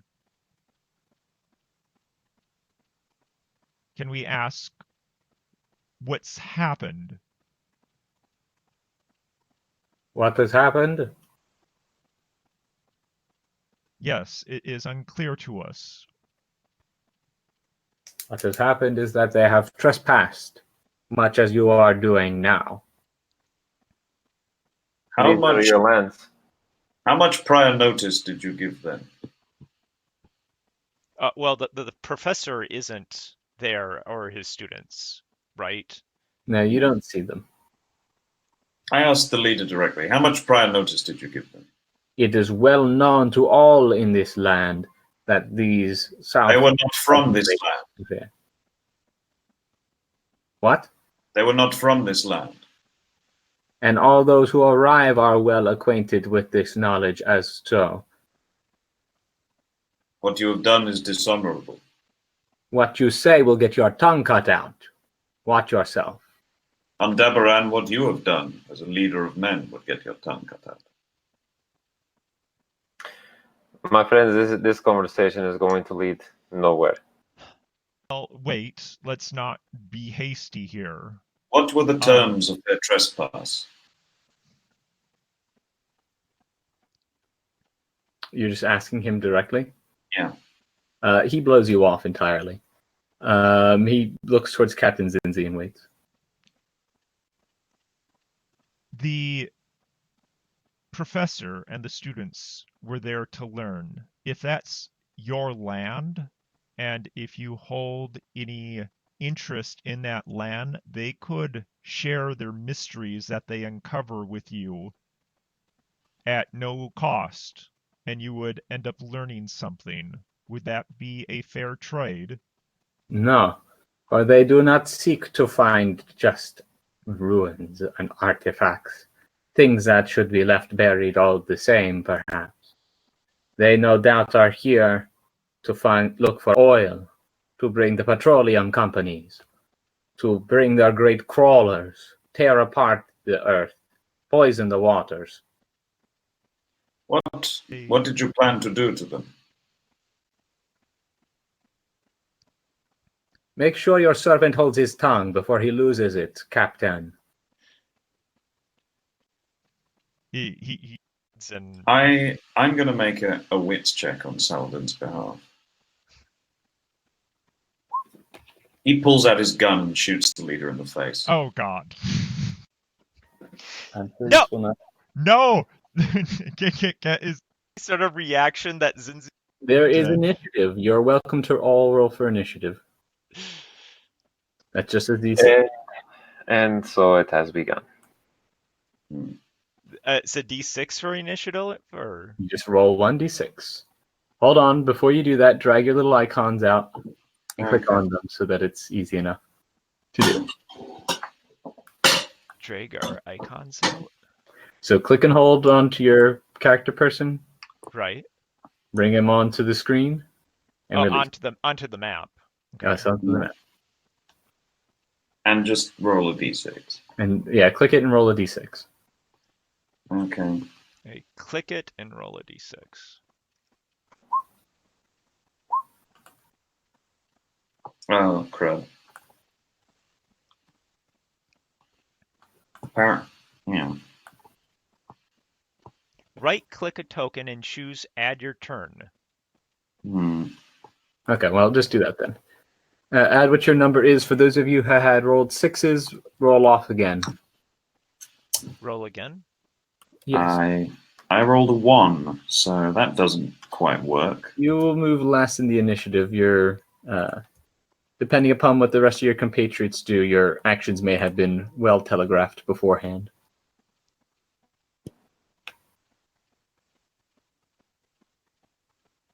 Captain, as well, would you roll a d6 for me? Again? Okay. Did I get a 12? I got a 12. Okay. You The rolled second, another 6, so you'll move top in the initiative order there. So Followed this- by Dr. Batal, followed by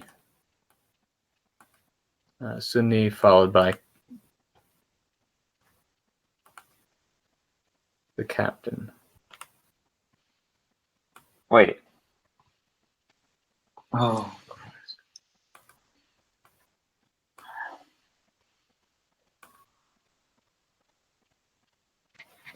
Just put up a person for these guys.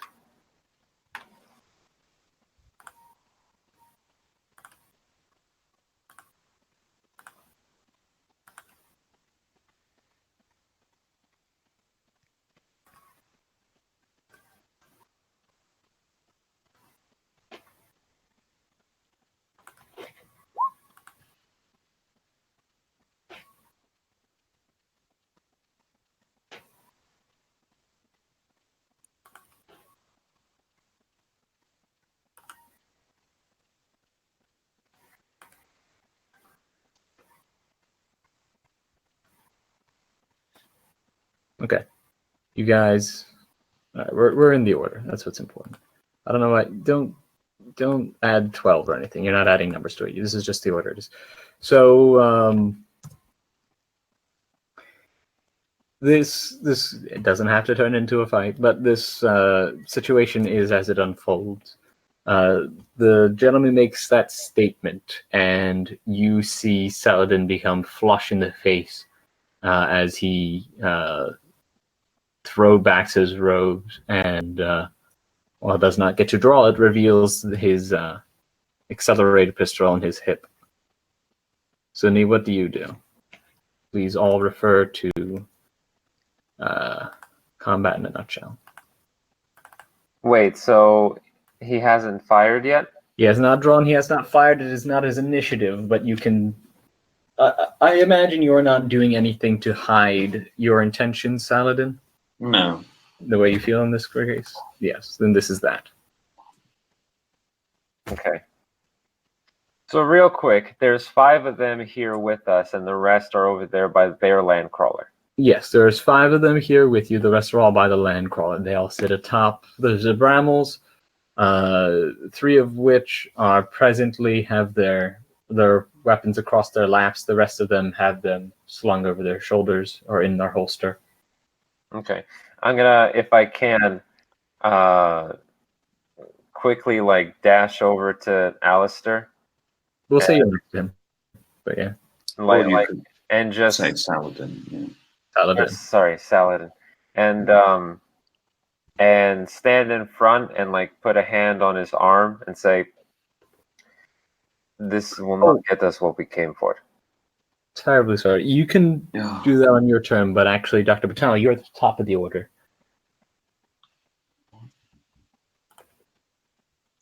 So what would you like to do? I'm terribly sorry, Patrick. No, you're good.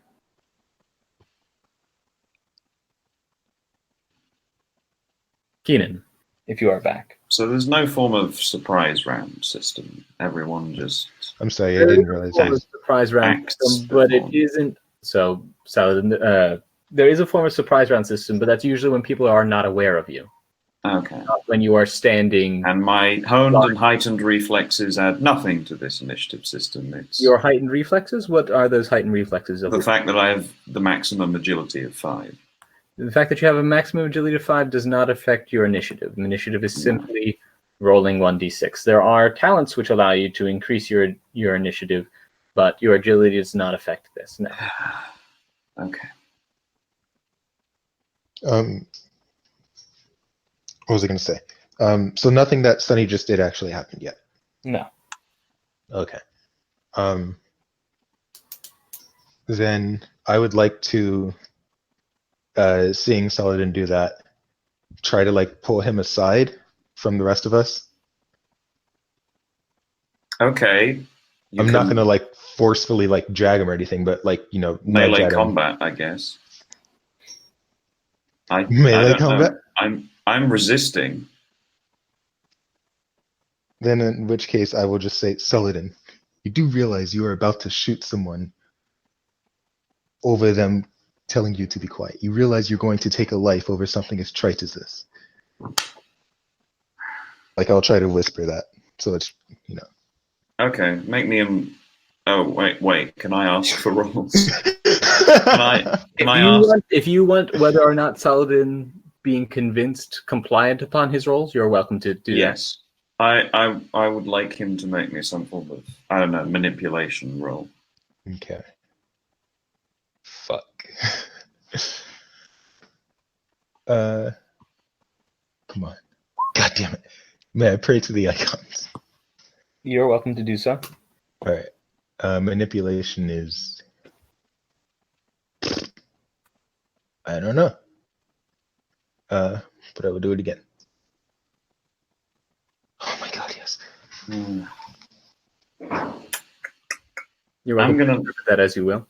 I'm gonna make a quick wits check. Okay, yeah. He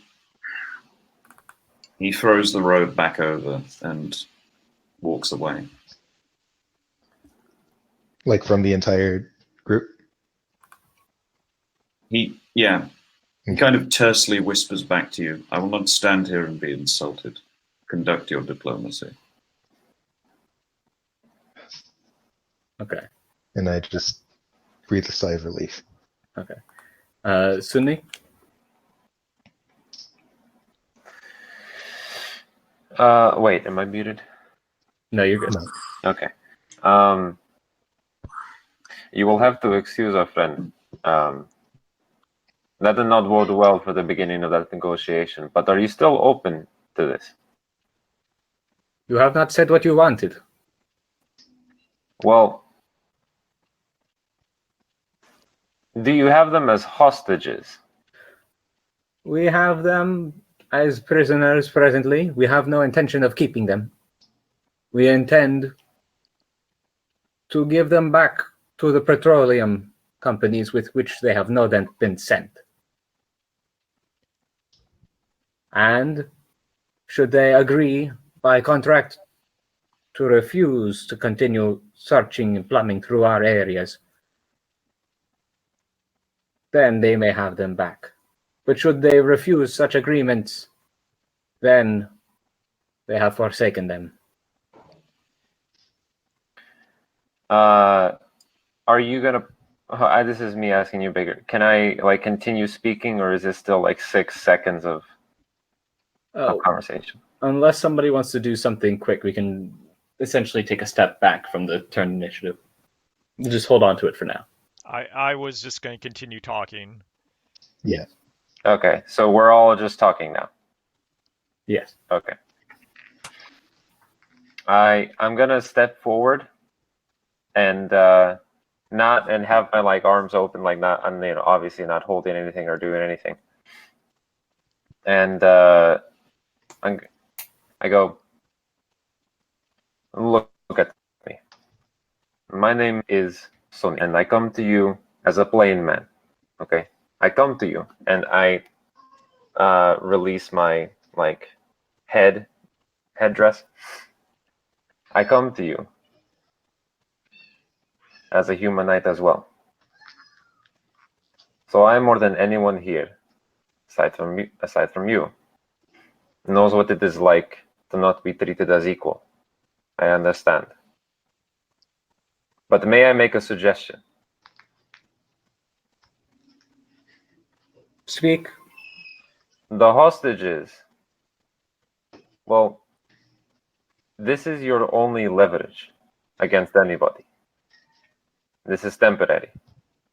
Because once they get out of your hands, and they will, whether by us or by someone else, they'll not be yours forever. We do not intend to keep them forever. This is Well, the purpose of the hostage. We will have our agreement, or we will be away with them. If they did not care about you before, then they definitely do not have your respect right now. And that is what you need. You need to earn the respect from the petroleum companies. Not to be feared, because they won't fear you. with all due respect, they don't have anything to do with the petroleum companies. The person who sent them here is an archaeologist. She has very little interest in petroleum. In fact, if you want to take a look at the equipment that we brought them, if you find that it's petroleum related, we'll leave you to do whatever you want to do, but that's not why they're here. Would you like to look? Give me a manipulation roll. With a plus? Yes. For Zinzi, right? Not me. For Zinzi, yes. With the plus provided by your help. Plus Yeah. one provided by your help. Oh, okay. No reputation, right? That won't make sense. Just to make Not sure. here. Using Okay. Dr. Wada's reputation. Oh, yeah. He strokes his calloused chin. Then says something in a dialect you cannot follow, pointing towards a pair of his subordinates whom kick their heels against the side of the animal, which lopes forward towards your land crawler.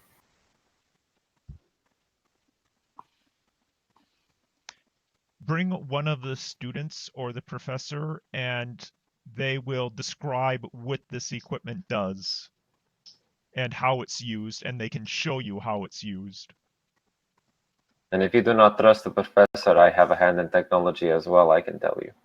Oh, yeah. Well, You can describe the technology then. I am sure you will all come up with very similar stories. We will see for ourselves for the time being.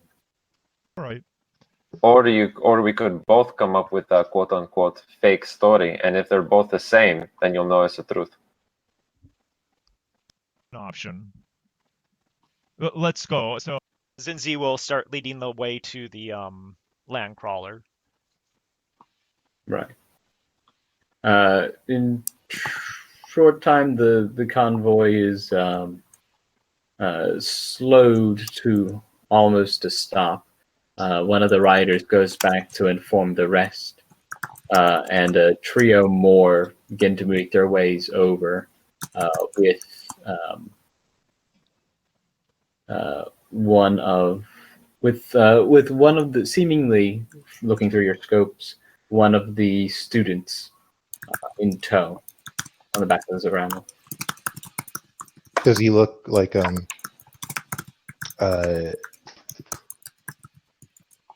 is he handcuffed or is he, She looks like a grad student. She doesn't seem to be, her hands are certainly bound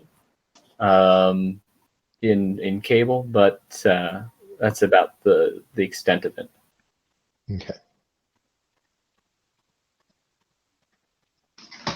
Once the student gets close, make sure that the land crawler is open where the equipment is there. And student, describe and show how this equipment is used. One second there. all right. Alistair, rather than typing to you, I can talk to you.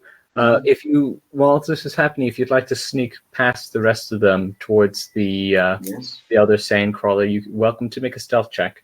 I will say, daylight and many eyes does have its hindrance, though.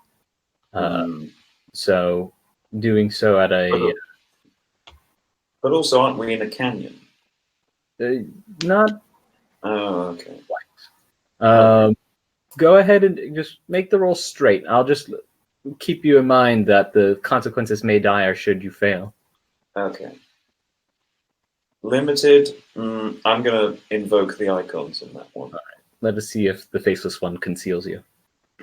Oh! It does not. Well, Limited. you would just roll 5 more dice, though, right? You want? Oh, roll that's it. true. Sorry. Could I roll 5d6? But didn't you just? I did, yes, technically. Well, he rolled 6d6, but Yeah, accidentally, because I forgot about that. Let's It's we'll accept that as what your reroll was, because okay. Yeah. All the same. So whilst they're headed back, you take your time to slip away, crossing over the sand dunes and up towards the vehicle. The place has a perimeter made, but you make good use of the rocks and stones and the times people are watching in order to slink your way over. You are within eyeshot of the sand crawler and see 4 passengers in the back seat, another 3 in the front. Easily, you recognize which of them are these Zinger tribesmen, but the rest you peg for the professor and the rest of the grad students. No one's seen me? No one has seen you thus far. Your limited success, though, means this is where the buck stops. Going any closer, and you're likely to be spotted. Okay. Are there any... Who is the closest tribesperson? The closest tribesperson, sitting on top of his Zebramel, just on the other side of a dune. Okay, anyone else around him? Everyone else is inside their vehicle. I would like to sneak up behind said man on his mount and attempt to pull him down and slit his throat. Oh, actually, no, that has a risk of scaring the animal. I'll just shoot him in the back of the head with my accelerated pistol. At close range with an aim shot. Okay. If this is your wish, you are welcome. Well, first of all, I'd like to take a look around and see if there's anyone patrolling who would see that.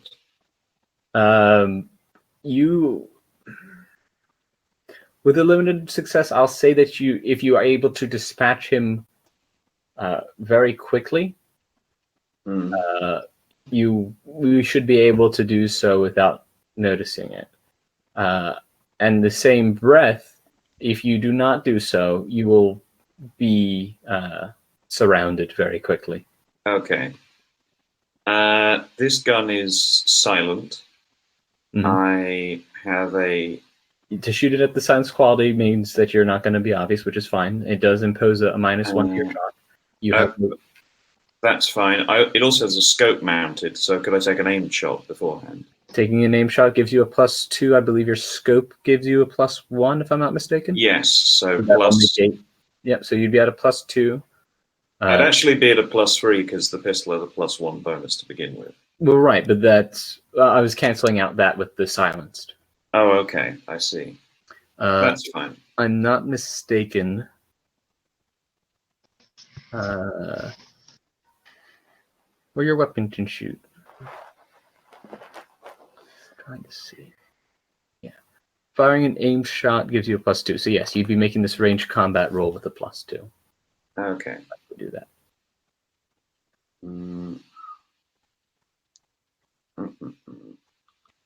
Okay, I'll just do that now. Oh! Okay. This inflicts... So what is the crit rating of your weapon? It is 1. Really? Yeah.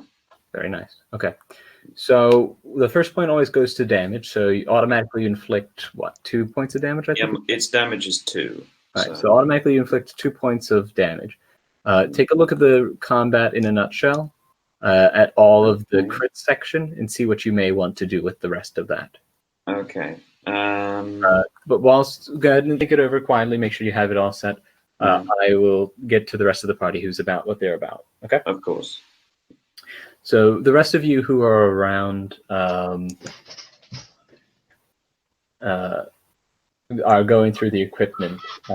This on the back is let down off the Zebramel. The Zebramel takes his knee. They don't like treat her roughly or anything. They help her down and walk her over. And says, "This one's name is Miriam," she claims. to be a graduate student from the Institute. I think it more likely that she and the rest of you are working with the colonial agency. We can assure you we're not. We brought equipment. I want you to show how this is used. She nods. She looks clearly worried about the entirety of the situation. Apart from Sandy, she doesn't look much worse for wear.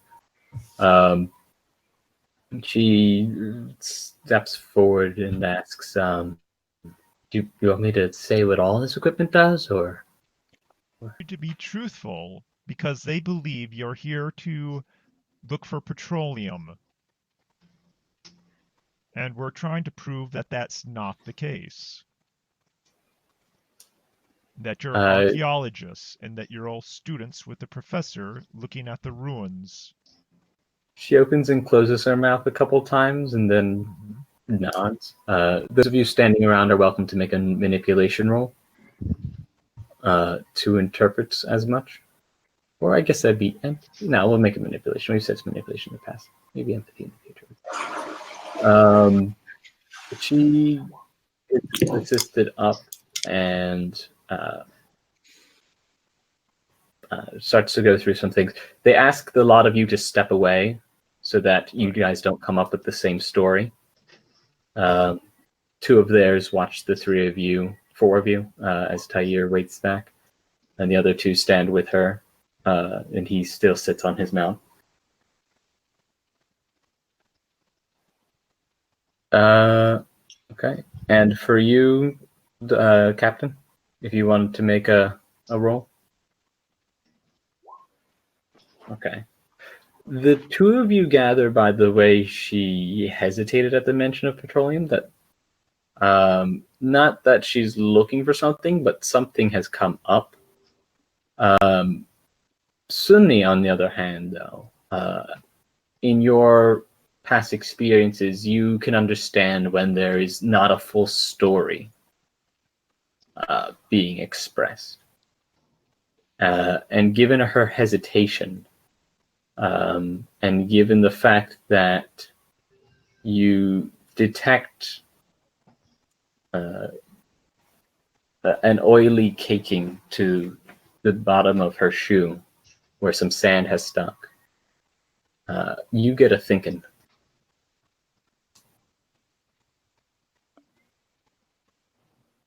I get a thinking. You get a thinking. Shit. You can tell what you were saying before is true. She is in fact an archaeologist, but somehow or another, there is at least oil on her shoe. Right. Now, The four of you are assigned to speak quietly to yourselves if you like. Oh, okay, we can. Now, real quick, do I know what the technology does? We're taking a look at it right now. When you had the chance to take a look at it, it was as they had described. Stuff for searching for minerals underground, things for carbon dating, various repair equipment, medicines, these likes. So it's basically we're being truthful. They found something that we didn't know about. Yeah, I mean, you sense that there's something up. That's for the two of you. The rest of the conversation is for you to guys have. Do you tell us? Wait, so I can speak to the party privately for a second? Yes. Privately. Yeah. Keep your words limited. You are being listened to. I'll make these guys make observation rolls. You Okay. will not be aware, regardless of what I roll. I'll do a quick stop to make sure that they don't hear a thing. That they, the wind just kind of rustles up a little bit, and it just so you don't hear it for a second. Sure. And And and I kind of whispered to everyone, well, this is not the whole truth. I think they found oil. I think they did, in fact, oil, and we're planning on selling that information to a company. By the 9. Regardless, will the equipment speak the truth? The equipment is purely archaeological, not oil-based. Well, then we Everything should. is as it should be. There's nothing to worry about.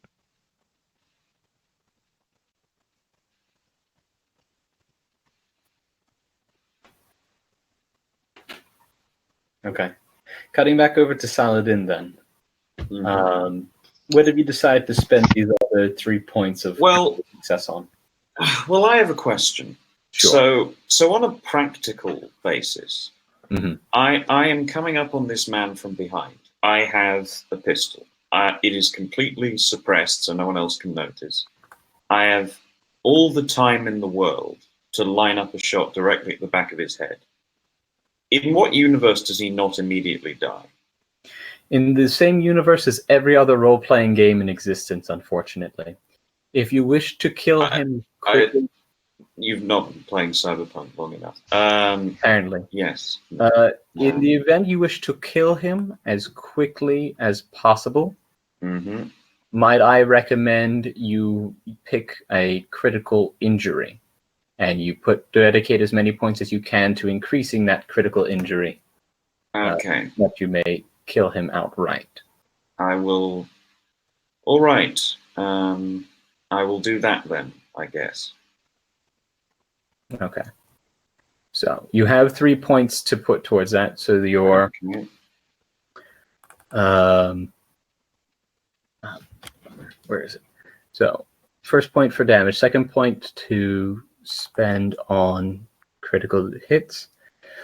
So it's critical injury. I assume you want to put those other 2 points then to increase the severity of the critical injury. I would firmly like to, yes. Okay.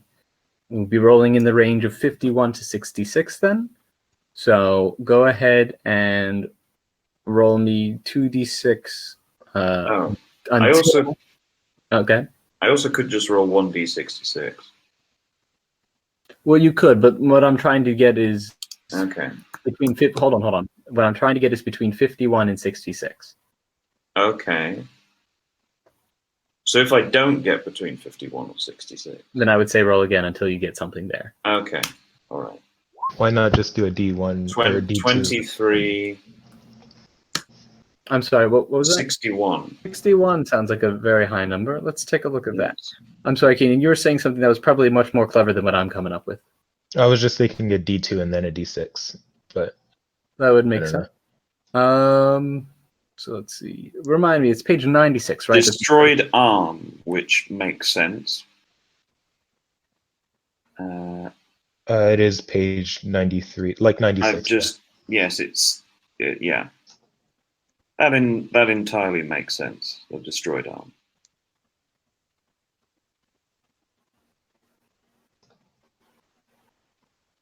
Okay, unconscious, D6 hours, and -2 to all things. So yeah, you get a lineup on him, and slowly begin to squeeze the trigger as he begins to turn around and see you behind and lifts up his arm, but does not get to utter anything as the blast fires out from underneath his armpit and flops off to ground separate of the rest of him as he goes over. Okay. Terrific. I will. He's on the ground now, right? Yeah. I will run over. Can I attempt to stabilize him? Do you have any medical equipment? Oh, actually, he's not going to die, is he? No, he will die. He's missing an arm. Okay. I have no medical equipment. It is marked as fatal with a true. -1 for his survivability. I have no medical equipment. I have a point in medicurgy. There is not much you can do for this man. I put him out of his misery then. Okay, that's annoying because the whole point of killing him was to take his clothes. What? You sure still can. Yeah, it's just now one arm is detached. I try and I hide the body first, and then I try and retrieve his clothes as best I can. All right. You produce a shallow grave in the sand and then begin to dress. His Bram will go while it's sitting down and looks at you, but is otherwise not too much perturbed. I stroke its head, pat its chin. Good boy, good boy. And yeah, now freshly disguised, I wish to. Of course, I will have the hood as down as possible and keep all facial features in the shade. Sure. Yes, so I will head over to the crawler, and I think, yeah, I think I will pull every mid-2000s video game, and I will attempt to throw a rock against the side of the door and see who comes out to check on him.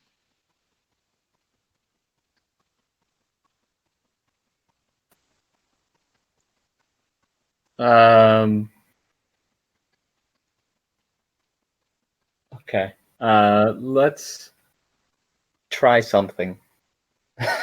Okay. No, you can try it. If you want to sneak up incognito, then go ahead and let's do another stealth check. Okay.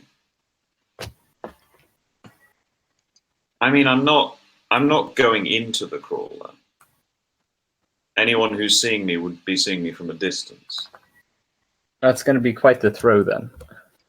Well, no. Okay, I'm standing next to the crawler, but I can stand like next to the crawler, and the people within it can't necessarily see me. Sure. Okay. Yes, I said yes. What more do you want? No, I don't want anything else. It's just I don't feel like I'm power gaming or metagaming too much. I'm just throwing a rock. You can throw a rock. You don't need to make any rolls for it. We'll say you're fine. You throw the rock. The rock hits up against the car sitting here in this rocky outcropping in the middle of the desert. Okay. And the driver looks over to the side, looks out for a moment, and then goes back to sitting. How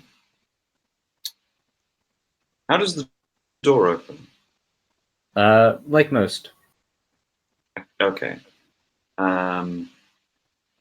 I will attempt to open the door from the side so that I'm always hidden behind the door. And just open it. Okay. You walk up to the. Okay, so I'm trying to get this pictured in my mind, so it's the same as you guys. So you guys, you're not covered by canyon walls right now. You're in a patch of sandy dunes with rocky outcroppings here and there. Yeah. There's this car here. You want to move up to the car on the driver. It's a tall car though, right? It's a sand crawler. It's a land crawler. It's a land crawler, yes. Okay. So you want to stand there and open up the driver's side door while standing on the other side of the door. No, I'd do passenger side door. You want to open up the passenger side door while standing on the other side of the door. Yeah. Okay. You open it, and the passenger, expecting that someone opened it, says, "What?" Well, he can't see me, can he? Because I'm behind the door. Yes. Okay. Yeah, I don't say anything. He holds on to the grab rails, stands up to look over the door, and says, "What are you doing?" Again, he can't see anybody, can he?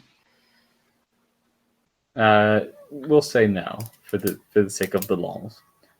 He then. I mean, there's a door between me and him. There's a door between him and you, but there's no reason why the door should open up fully without any reason. Oh no, I know. It's just him not being able to see me is my main concern. Okay.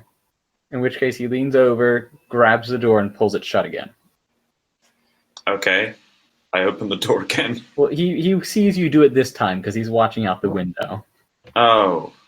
Hmm. He's not gonna. He's not. You're not invisible to him the whole while. This isn't Okay. impossible to see out the windows. Okay. Well, the door handle's below the window, isn't it? It sure is, but you can only be so low trying to open this door before either your legs are seen underneath it or your head is seen above the window. Oh, that is true. That is true. Fine, I'll go around to the driver's side door and do it there. Okay. At this point, we'll say you're spotted. The driver opens the door before you arrive and says, "What the fuck are you doing?" How? Oh, fine. I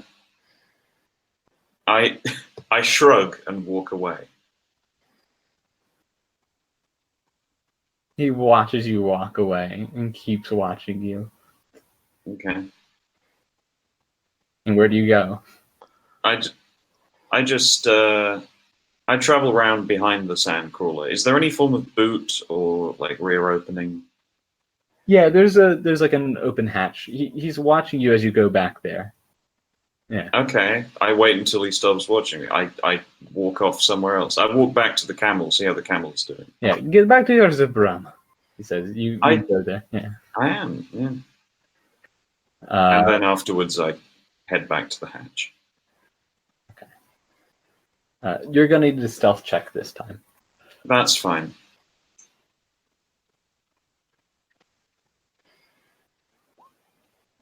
There we are. Yes. You sneak back. You are in the back hatch. Fantastic. I crack it open. You're able to climb over and inside. It's like terrific. like a pickup truck sort of back. Oh, okay. All right. Is there any... What's in this hatch? Just some rope. Okay. Is there any way to get up into the crawler from here?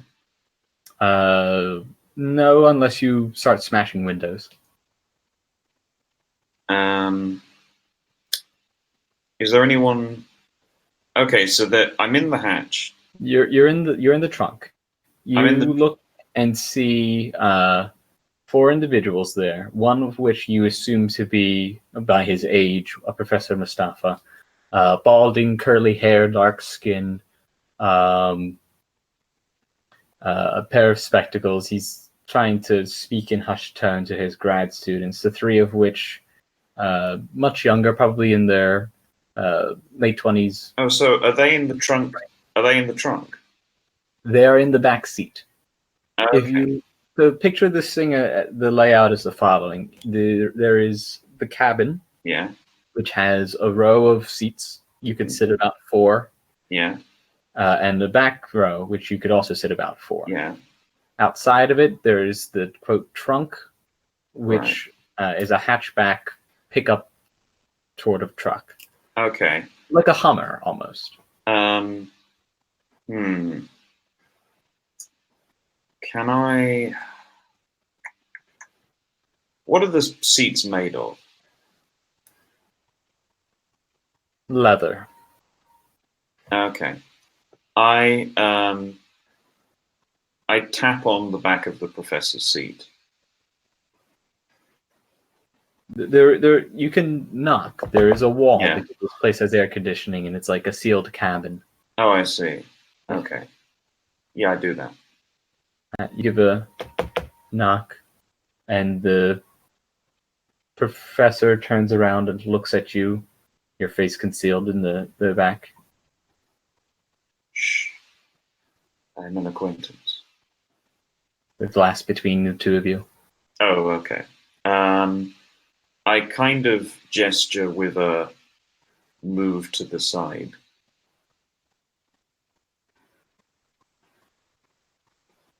Like which side? He looks very confused at you. Okay, is he in the middle? He's on the driver's side. Oh, okay.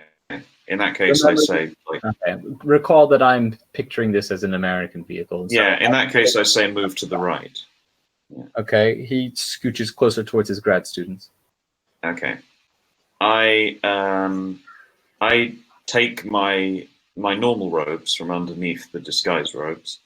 I put them over the glass, and I try to do that, shattering a car window with a pillow thing. Okay. Go ahead and give me a force check. Okay. It's at this moment we cut back to the rest of the party.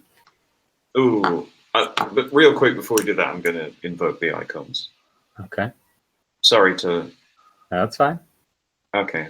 That's And another one at least. Remember, just re-roll the dice you've. Yeah, Oh. don't just click reroll because you're only rolling the ones that you don't have. Okay. Do you want me to do that now then? Yeah, You could take off the last one and just go with the. I'd rather you Oh. just roll Okay. 4d6 instead, please. Oh, okay. Hey. Which just brings up the same result, which is fine. Okay, so you bring your other robes to it, making sure it's nice and balled up. Lean back with a heavy fist, and wham! And with that, we'll cut back to the rest of our party.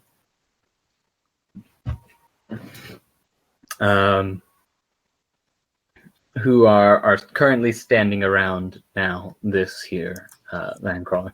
It's at this point that Tyre leans into the rest of you guys and says, did you send Saladin off? Where is he? He didn't come back. But you don't know where he is. Sullivan didn't come back to the van. No, he Where? was with you guys.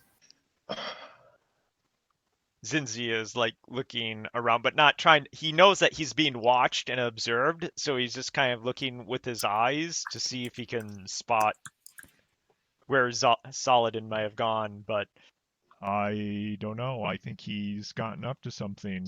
I hope he's not getting himself into trouble. Okay. At that point, Miriam is left off the back of the Zebramble and put into the shade, or let off the back of the crawler and put into the shade of the Zebramble. As he points towards you, Sunni, to come over and investigate. And as you're wondering to yourself, I hope he's not getting into any trouble. There's a commotion that comes around from the camp as you see the land crawlers start to move, and there are some shouts and commotions from the riders in the distance. Well, I think I just found it. And that is where we will call this evening's session.